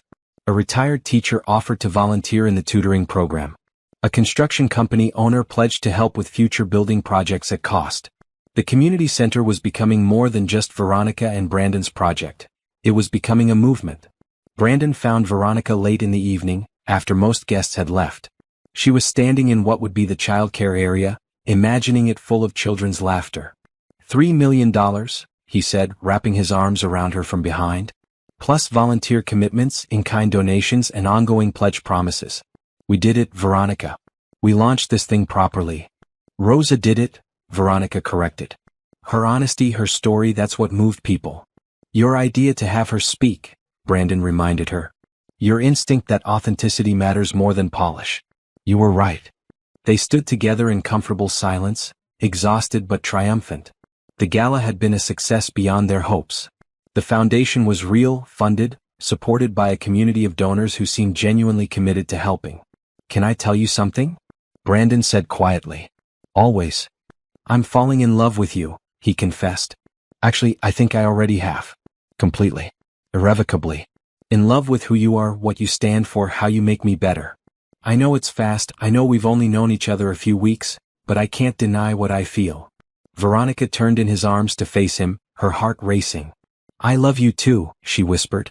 I think I started loving you when you didn't walk away from the mud-covered crazy woman in that restaurant lobby. When you chose to understand instead of judge. When you believed me. Brandon kissed her then, soft and deep and full of promise. When they finally broke apart, both were smiling. So we're doing this? Brandon asked. Building a foundation and falling in love at the same time? Seems like we already are, Veronica replied. Might as well admit it and enjoy it. They laughed together, the sound echoing through the empty building. Tomorrow the real work would begin. The doors would open, families would start coming through, programs would launch. But tonight, they'd proven that hope and kindness weren't just nice ideas. They were powerful forces that could move hearts and open wallets and change communities. And they'd proven that two people from completely different worlds could find each other, understand each other, and build something beautiful together. Hope, kindness, and now love. The foundation was built on all three. The official opening day of the Hope and Kindness Foundation Community Center arrived on a bright Saturday morning. Veronica woke early, too excited and nervous to sleep. Brandon had stayed at her apartment the night before, both of them too wired from last-minute preparations to want to be alone. Today's the day, he said, pulling her close as they lay in bed watching the sunrise through her window. How do you feel? Terrified and excited in equal measure, Veronica admitted. What if no one comes? What if they come but don't feel welcome? What if we miss something important? Then we'll adjust and do better, Brandon said calmly. This is a journey, not a destination. We're going to make mistakes. What matters is that we're trying and that we're committed to learning. They arrived at the community center 2 hours before the official opening. Staff members were already there, setting up registration tables, arranging welcome materials, doing final checks on all the program spaces. Rosa was in the lobby, directing traffic with natural leadership. Everything looks perfect, she assured Veronica. Stop worrying and trust that we're ready. At 10 o'clock they unlocked the doors. For a terrifying moment, no one appeared. The staff exchanged nervous glances. Then, slowly people began trickling in. Families from the neighborhood, curious and cautious. Single mothers with children. Elderly residents who remembered when the building had been opened before. Teenagers who'd heard about job training programs. By noon, the center was buzzing with activity. The childcare area had 12 children playing and learning, their parents either enrolled in classes or meeting with counselors about emergency assistance. The job training center had 15 people working through computer literacy programs. The food pantry had a steady stream of families selecting groceries. The basketball courts had pickup games going, providing recreation and community. Veronica walked through the building with Brandon, greeting families, answering questions, soaking in the reality of what they'd created. This was real. People were being helped right now because of choices they'd made just weeks ago. Miss Hayes. A young woman approached tentatively. She looked to be in her early 20s, with a toddler on her hip and exhaustion in her eyes. I heard you can help with rent assistance? I'm 2 months behind and my landlord is about to evict us.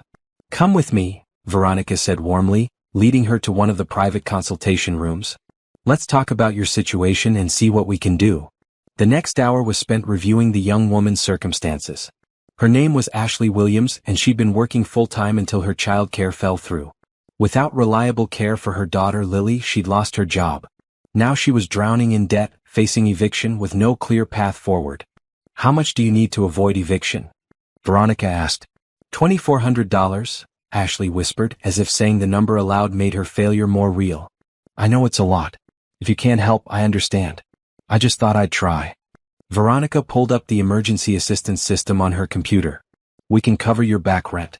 That solves the immediate crisis. But let's also talk about preventing this from happening again. Do you want to go back to work? Ashley's eyes widened. You'll help with the rent? Just like that. Just like that, Veronica confirmed. That's why we exist. Now about work. I loved my job, Ashley said, tears streaming down her face. I was an administrative assistant at a law firm. But I can't work without childcare, and I can't afford childcare without work. It's impossible. It's not impossible, Veronica said gently. We have a childcare program here. Certified teachers, quality care, subsidized rates based on income. Lily can come here while you work. Would that help? Ashley was sobbing now, overwhelmed by sudden hope. You can really do this? This isn't a trick? It's not a trick, Veronica promised. It's what we're here for. Let me connect you with our job counselor. She'll help you reach out to your former employer, polish your resume, and prepare for interviews. Meanwhile, the rent assistance check will be ready by Monday.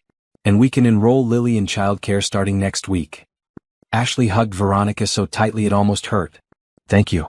Oh God, thank you. I was so scared. I didn't know what I was going to do.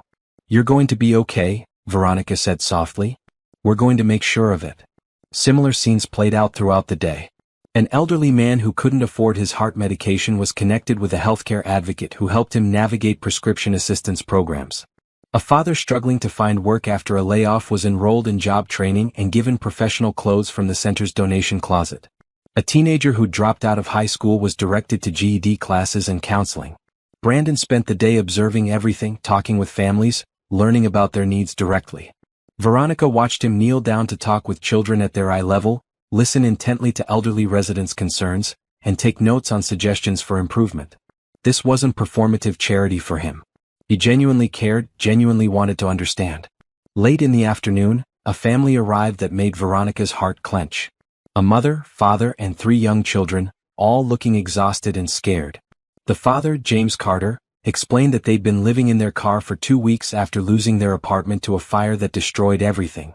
The insurance company is fighting the claim, James said, his voice tight with controlled emotion. They say the fire was our fault somehow, which is garbage. We lost everything. Clothes, furniture, my wife's jewelry that was her grandmother's. Everything. His wife, Michelle, added quietly, we've been staying in different parking lots trying to keep the kids safe. They haven't been to school in a week. I don't know what to do anymore. Veronica felt tears threatening but held them back. She needed to be strong to help, not to cry. Okay, let's break this down into steps. First, immediate needs. Where are you planning to sleep tonight? We thought maybe the shelter, but they're full, James said. We'll probably just find another parking lot. No, Veronica said firmly. You're not sleeping in a car tonight. Give me a few minutes. She stepped out and called Brandon, explained the situation. Within 10 minutes, he'd arranged for the Carter family to stay in a modest hotel for 2 weeks, with the foundation covering all costs. Veronica returned with the news, watching relief and disbelief wash over the parents' faces. We also need to get your kids enrolled in school immediately, Veronica continued. Can you come back Monday morning? I'll have our education coordinator help with that. And we need to connect you with legal aid about the insurance claim. We have lawyers who volunteer here who might be able to help. Why are you doing this for us? Michelle asked, tears streaming down her face. You don't know us. We're nobody. You're not nobody, Veronica said fiercely. You're a family going through a terrible time. You're parents who love your children and are trying to keep them safe. You matter. Your struggle matters. And you deserve help. The Carters left with hotel vouchers, vouchers for the food pantry, and appointments for follow-up services. Their oldest child, a girl about 8 years old, turned back as they reached the door. Are you an angel? She asked Veronica seriously. Veronica smiled through her tears. No, honey. I'm just a person who believes everyone deserves kindness. But thank you for asking. By the time they closed the doors at 6 o'clock, they'd served over 150 families. The staff was exhausted but energized. Success stories and needs filled the debrief meeting. We ran out of food pantry items around 3, Rosa reported. We need to increase our inventory. The childcare area can only accommodate 20 children, and we had inquiries for at least 40 spots, another staff member added. We need to expand. The job training computers were in use constantly, said Marcus Lee, the job training coordinator. We should think about adding an evening shift so people who work during the day can access services. Veronica made notes on everything, her mind already working on solutions and improvements. Brandon listened carefully, occasionally asking clarifying questions but mostly letting the staff experts share their insights. After the meeting ended and most staff had left, Veronica and Brandon walked through the now quiet building together. We did it, Veronica said softly. We really did it. Over 100 families helped in one day. And we barely scratched the surface of the need, Brandon added. But it's a start. A real, meaningful start. They stood in the main lobby, where photos from the day were already being displayed on a digital screen. Smiling families, children playing, people hugging staff members. Evidence of hope and kindness in action. I love you, Brandon said suddenly. I know I already told you, but I need to say it again. What we did today, what you made possible by showing up covered in mud and inspiring me to be better. I love you for that. I love you for who you are and what you believe in. Veronica turned to face him, her heart full. I love you too. For seeing past the mud to who I really was. For not walking away. For using everything you have to help people you'll never meet. For being humble enough to learn and change. They kissed in the lobby of the community center they'd built together, surrounded by evidence of what hope and kindness could accomplish.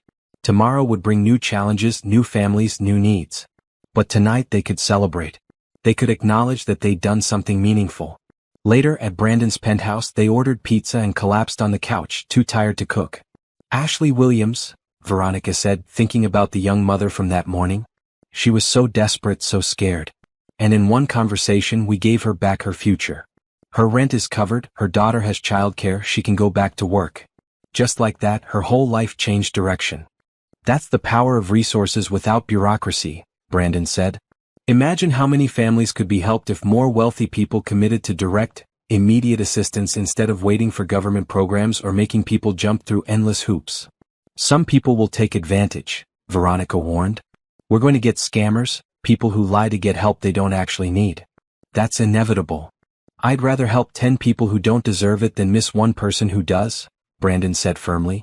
We can build in checks and balances, but I refuse to make the system so difficult that people in genuine need give up. Dignity matters more than perfect efficiency. Veronica snuggled closer to him, grateful for his perspective. You're a good man, Brandon Mitchell. Only because you showed me how to be one, he replied, kissing the top of her head. They fell asleep on the couch, exhausted and happy, dreaming of all the families they'd help tomorrow and the day after and the day after that. The Hope and Kindness Foundation was no longer just a dream or a plan. It was real, operational, changing lives. And this was only the beginning. 3 months after the community center opened, Veronica stood in her office staring at the problem that had just landed on her desk. The property deal for their second community center, the one they'd been planning for the east side of the city, had fallen through. The seller had backed out at the last minute, choosing instead to sell to a developer who wanted to build luxury condos. 3 months of work gone, Sarah said, frustration evident in her voice. We had everything lined up. The architectural plans, the budget, the programs. And now nothing. Veronica sank into her chair, feeling the weight of disappointment. They'd promised families on the east side that help was coming. Now what would she tell them? There was a knock on her office door. Brandon entered, his expression serious. I heard about the property deal. Sarah just told me. I'm sorry, Veronica said. I know we invested a lot of time and money into that plan. Don't apologize, Brandon said firmly, sitting across from her. This isn't your fault. It's a setback, not a failure. We'll find another property. But we promised those families, Veronica said, her voice breaking slightly. We gave them hope, and now we're going to have to tell them to wait even longer. Do you know how that feels? To promise help and then not deliver? Brandon was quiet for a moment, then moved his chair closer to hers. I do know how it feels. When my father was sick and insurance companies kept denying coverage, people promised to help. Social workers, church groups, community organizations. They all said they'd figure something out. Most of them never did. The promises felt worse than nothing because they gave us hope that got crushed over and over. Veronica looked at him, seeing the old pain in his eyes. But here's the difference, Brandon continued. We're not abandoning those families. We're just delayed. We'll find another property, maybe even a better one. And in the meantime, we can offer services through mobile outreach. We can bring programs to their neighborhood while we work on a permanent location. Mobile outreach? Veronica asked, intrigued despite her disappointment. Why not? We could get a bus, outfit it with computers and resources, staff it with counselors and job training specialists. Bring the foundation to the people instead of waiting for them to come to us. Veronica felt the spark of excitement reigniting. That could actually work. It might even reach people who wouldn't come to a traditional center. Exactly. So this setback becomes an opportunity for innovation. Brandon took her hand. This is what partnership means, Veronica. When one of us is discouraged, the other finds the way forward. We're in this together. But the property setback wasn't their only challenge. That afternoon, Brandon had a tense meeting with some of his business associates. Veronica wasn't present, but he told her about it later. They think I'm wasting money, he said bluntly. They said I should invest in profitable ventures, not throwing money at poverty, as Robert phrased it. Veronica felt anger flare. What did you say?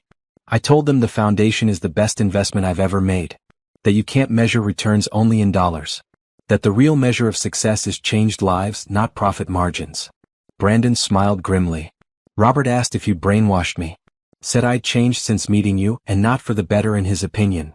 I'm sorry I'm causing problems with your business relationships, Veronica said quietly. Don't be, Brandon said firmly. If my business relationships can't survive me doing meaningful work, they weren't real relationships. Robert is a business associate, not a friend. I'm learning to tell the difference. He pulled out his phone and showed her a spreadsheet. Look at this. Since we opened the center 3 months ago, we've helped over 600 families. We've prevented 43 evictions. We've placed 72 people in jobs. We've provided childcare for 120 children. 20 families have moved from emergency assistance to complete stability. That's success, Veronica. That's what matters. She studied the numbers, feeling pride and renewed determination. You're right. This is what success looks like. But Brandon wasn't done sharing concerns. There's something else. My accountant thinks I'm being financially reckless. The foundation is spending faster than we projected, and if we add mobile outreach and keep growing, I'll need to commit more personal funds than originally planned. Veronica's stomach dropped. Brandon, I don't want you to sacrifice your financial security for this. Maybe we need to scale back, pace ourselves better. No, Brandon said firmly. We're not scaling back. I talked to my financial advisor. Even if I commit another $20 million to the foundation over the next 3 years, I'll still have more money than I could ever spend. I'd rather be slightly less wealthy and massively more useful. 20 million? Veronica breathed. That's an enormous commitment. It's an enormous need, Brandon countered. And I can afford it. What I can't afford is to have resources and do nothing with them while families struggle. I can't afford that morally or emotionally. Veronica felt tears threatening. You're really willing to do this? To commit so much? I'm not just willing. I'm grateful for the opportunity. Brandon pulled her close. You showed me what real wealth looks like. It's not money in an account. It's the ability to change lives. I'm richer now than I've ever been because I have purpose. Because I have you. Because every morning I wake up knowing today might be the day we help a family avoid disaster or achieve stability. That's wealth, Veronica. That's what matters. They held each other for a long moment, drawing strength from their partnership. Then Veronica's phone rang. It was Rosa. We have a situation, Rosa said, her voice tense. Ashley Williams, the young woman you helped on opening day? She's here and she's very upset. Can you come to the center? Veronica and Brandon drove to the community center immediately. They found Ashley in a consultation room, crying while Rosa tried to comfort her.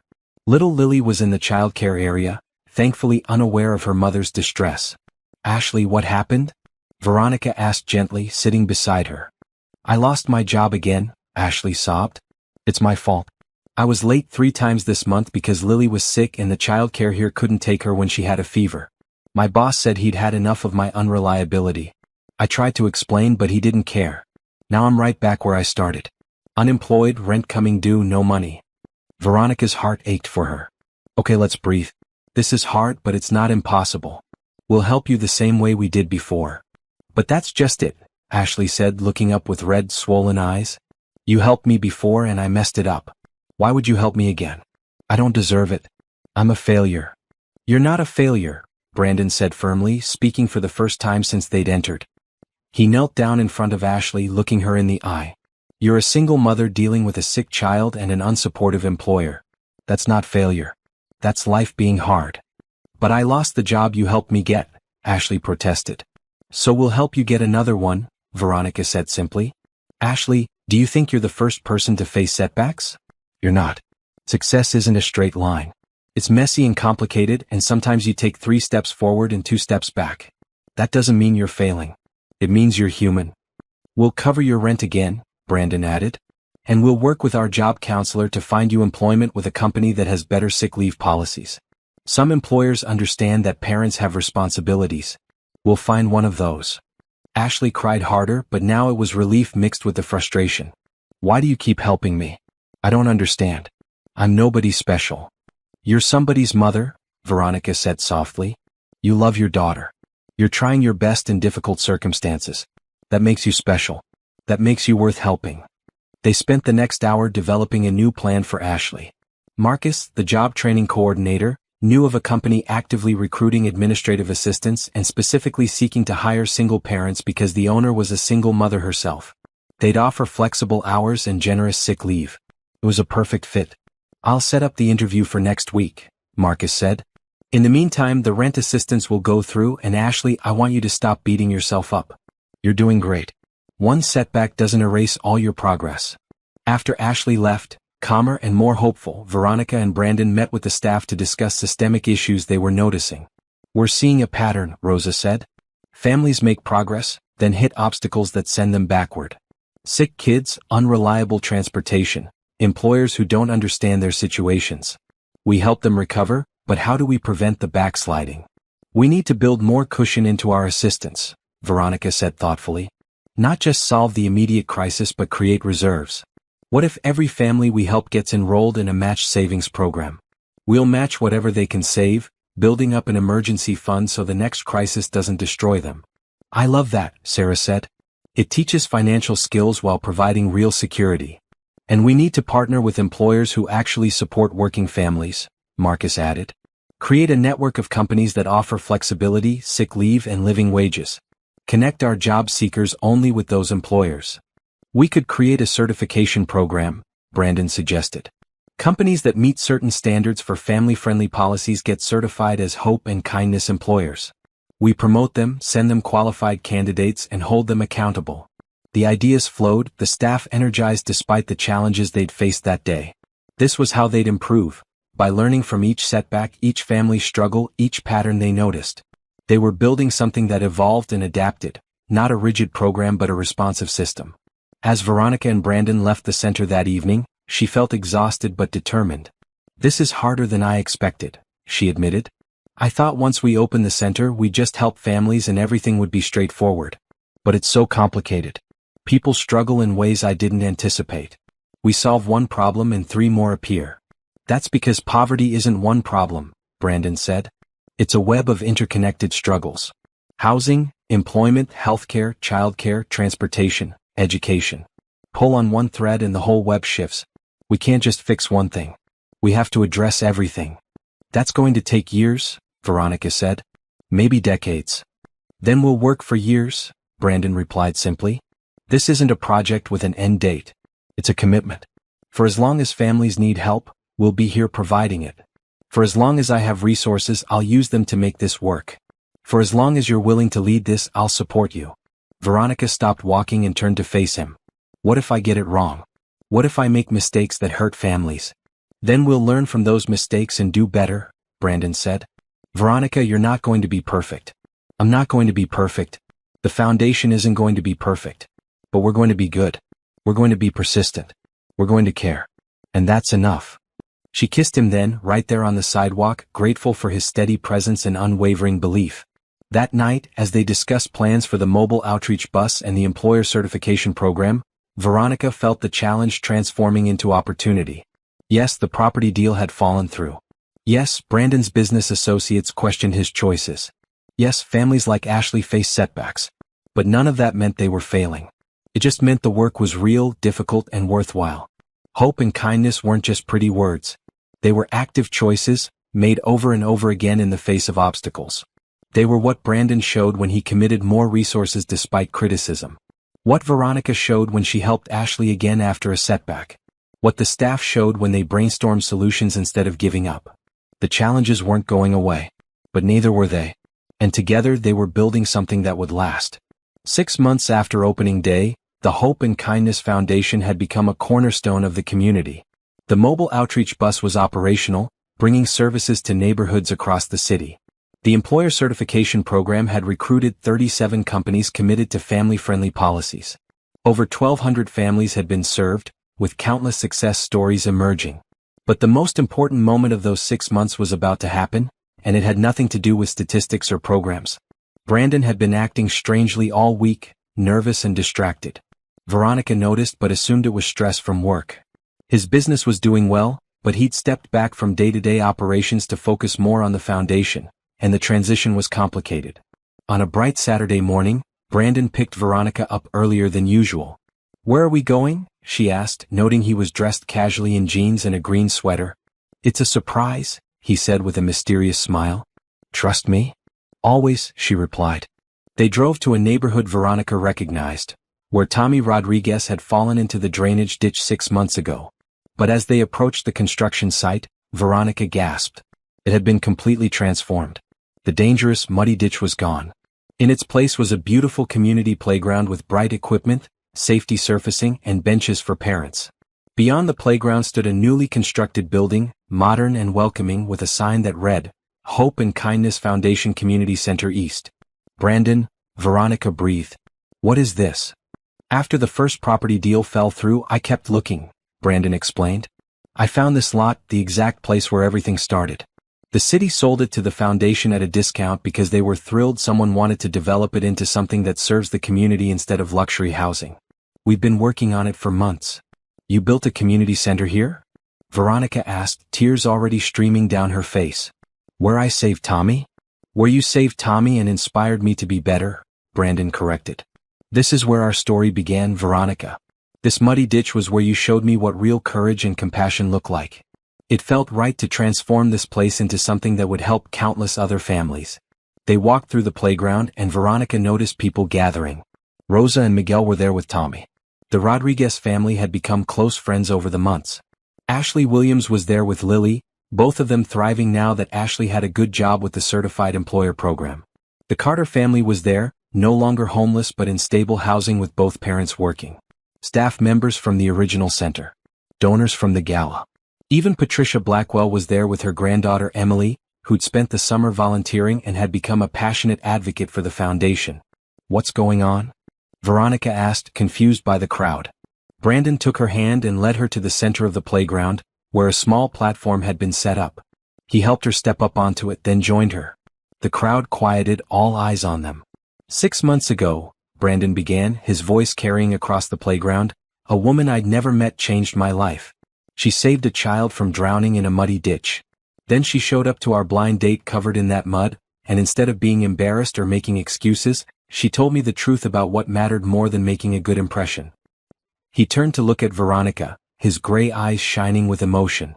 That honesty, that courage, that commitment to putting others first, that's who Veronica Hayes is. Not just on extraordinary days when she saves children, but every day. In every interaction. With every family she helps. With every program she develops. With every decision she makes. Veronica felt her heart racing, beginning to understand what was happening. "Veronica, you showed me what real wealth looks like," Brandon continued. "It's not money or possessions or status. It's the ability to change lives. The commitment to help others. The courage to get muddy when someone needs you. You taught me that. You showed me who I wanted to be." He dropped to one knee right there on the platform, pulling a small velvet box from his pocket. The crowd gasped, some people crying already. "I love you," Brandon said simply. "I love your strength and your kindness. I love how you fight for families who can't fight for themselves.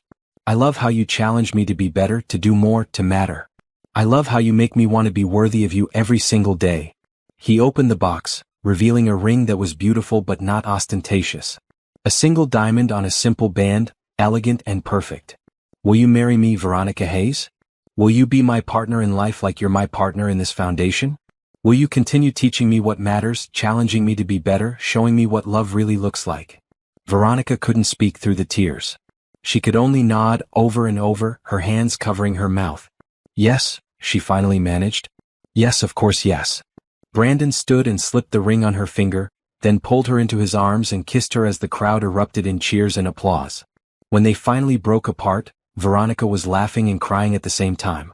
I can't believe you did all this, she said, gesturing at the new building, the playground, the gathered friends and families. Wait, there's more, Brandon said with a grin. He nodded to Rosa, who approached the platform. Veronica, Brandon asked Tommy if he wanted to say something, Rosa said, lifting her son onto the platform. Tommy, now taller and more confident than he'd been 6 months ago, looked at Veronica seriously. You saved my life, he said in his small but clear voice. My mama says you're a hero. And Mr. Brandon says you're going to be his wife. I think that's good because heroes should be happy. Thank you for saving me. And congratulations. He handed her a small bouquet of sunflowers, her favorite, and Veronica burst into fresh tears, hugging him tightly. Thank you, Tommy. You're the brave one. As the celebration continued, people approaching to offer congratulations, Veronica pulled Brandon aside for a moment. When did you plan all this? She asked. I've been working on it for weeks, he admitted. The community center construction, arranging for everyone to be here, the proposal itself. I wanted everything to be perfect. It is perfect, Veronica assured him. But Brandon, you didn't have to build an entire community center just to propose. I didn't build it to propose, Brandon corrected. I built it because this community needs it. The proposal was just about celebrating where everything began and where we're going. This place brought us together. Now it's going to bring together countless families who need help and hope. They toured the new building with the gathered crowd, Veronica marveling at how complete it was. The layout was similar to their first center. Childcare area, job training center, consultation rooms, multipurpose spaces, food pantry and offices for staff. But this building also had something new. A large community room with walls designed for photographs and success stories. I want this to be a place that celebrates progress, Brandon explained. Where families can see that others have succeeded, that stability is possible. Hope displayed on walls so everyone who walks in knows they're not alone. Sarah approached with news. I've been fielding calls all week from people who saw the construction and want to know when this center opens. We already have a waiting list of families who need services. Then we'd better hurry up and get it operational, Veronica said, her mind already working through logistics and timelines. Actually, we can open Monday, Sarah said with a smile. Staff is hired and trained. Programs are ready. Systems are in place. We've been preparing for this for weeks. We just needed the building finished. Veronica looked at Brandon with wonder. You really thought of everything. I tried, he said. Though I'm sure you'll find things I missed. That's why I need you. To fill in the gaps I can't see. The celebration moved to Mr. Rossi's restaurant, where the Italian owner had closed to the public for the afternoon to host the foundation's engagement party. Tables were loaded with food, champagne flowed, and the room buzzed with joy and conversation. Patricia Blackwell approached Veronica and Brandon, her granddaughter Emily beside her. Congratulations to both of you, Patricia said warmly. And thank you. Emily has completely changed since volunteering with the foundation. She understands privilege differently now. She wants to study social work in college. Emily nodded enthusiastically. I want to do what you do, Veronica. Help families. Make a real difference. You showed me that's possible. The foundation will always have a place for you, Veronica promised. Sounds like we might be hiring our first college intern in a few years. As the afternoon wore on, Veronica found herself surrounded by the families they'd helped. Ashley Williams thanked her for not giving up when she'd faced setbacks. The Carter family shared that they'd saved enough for a deposit on a better apartment thanks to the matched savings program. Mrs. Parker, whose electricity had been restored on that first day, reported that her diabetic son's health had stabilized with consistent medical care. Story after story of changed lives, of hope restored, of kindness received and passed forward. Later, as the party wound down, Brandon and Veronica stood at a quiet corner of the restaurant. What are you thinking? Brandon asked, noting her thoughtful expression. I'm thinking about that first day, Veronica said. When I heard Tommy screaming. I had a choice in that moment. Keep walking to our date and arrive on time looking perfect. Or climb into that muddy ditch and help him. I'm very glad you chose the ditch, Brandon said with a smile. Me too. Because if I hadn't, Tommy might have died. But also I wouldn't have met the real you. The man who saw past the mud to who I was. Who chose to understand instead of judge. Who built all of this because one muddy woman told him about a rescue. You gave me more than I gave you, Brandon said seriously. You gave me purpose. Meaning. Well, a reason to wake up every day. What's money and buildings compared to that? Veronica rested her head on his shoulder. I love you. And I can't wait to marry you. To spend our lives building hope and kindness together. Speaking of the wedding, Brandon said, I have thoughts. But I want to hear your thoughts first. Small, Veronica said immediately. Meaningful. Maybe here at the new community center? With the families we've helped, the staff we've hired, the volunteers who've supported us. People who matter to both of us. That's exactly what I wanted, Brandon said, relief evident in his voice. I was worried you'd want something big and fancy. Nothing about us has been big and fancy, Veronica pointed out. Why would our wedding be different? Besides, I want the kids we've helped to feel welcome and included. I want Tommy to be there. And Ashley and Lily. And all the families who've become part of our story.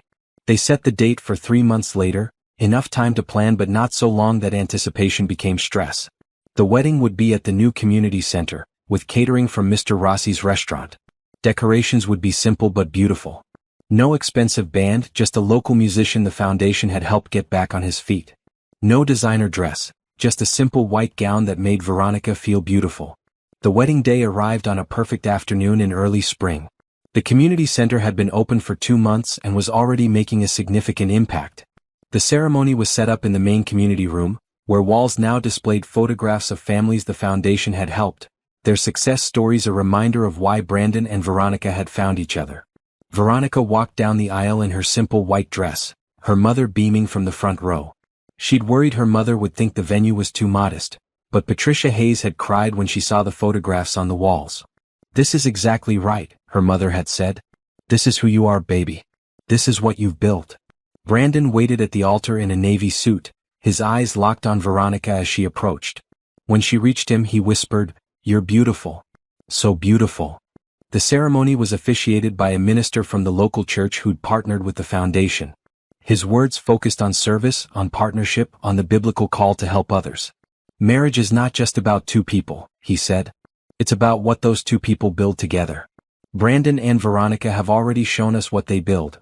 Hope for the struggling, kindness for the forgotten, opportunity for the desperate. Their love for each other flows from the same source as their love for this community. They don't separate personal joy from public service. They understand that true happiness comes from making others happy.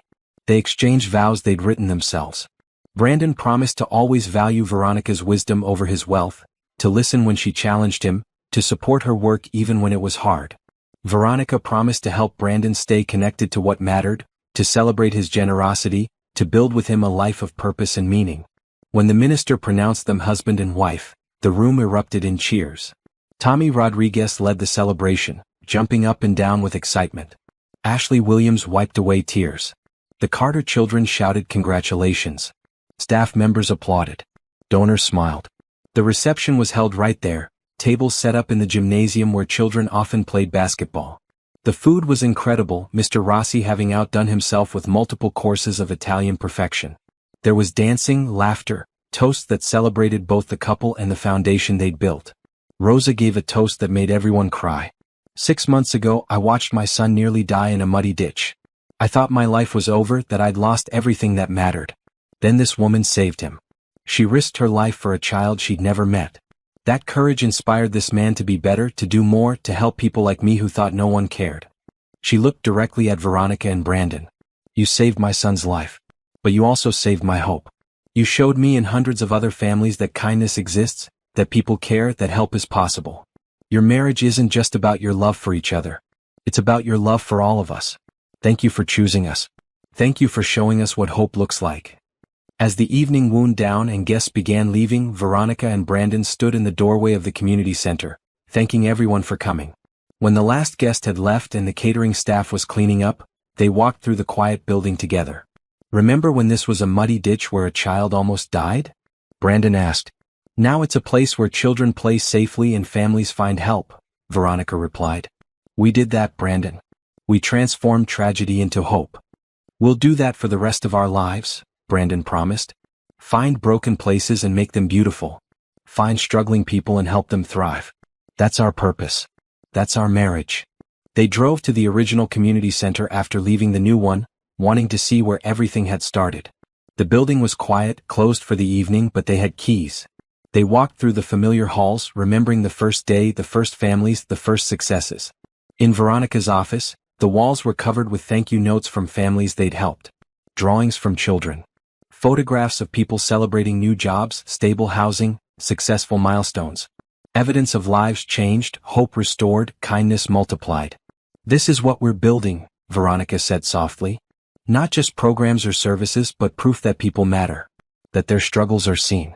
That help exists." Brandon wrapped his arms around her from behind. "And we're just getting started. Imagine what the next 10 years will bring. More centers, more programs, more families helped. More hope and kindness spreading through the city." They stood together in silence, married now, partners in every sense of the word. Two people from completely different worlds who'd found each other through mud and rescue and a willingness to see past surface appearances to what really mattered. Outside, the city continued its rhythm. Families struggled and celebrated, worked and rested, hoped and feared. But in this building and in the new one across town, something powerful was happening. Lives were being changed. Hope was being restored. Kindness was winning.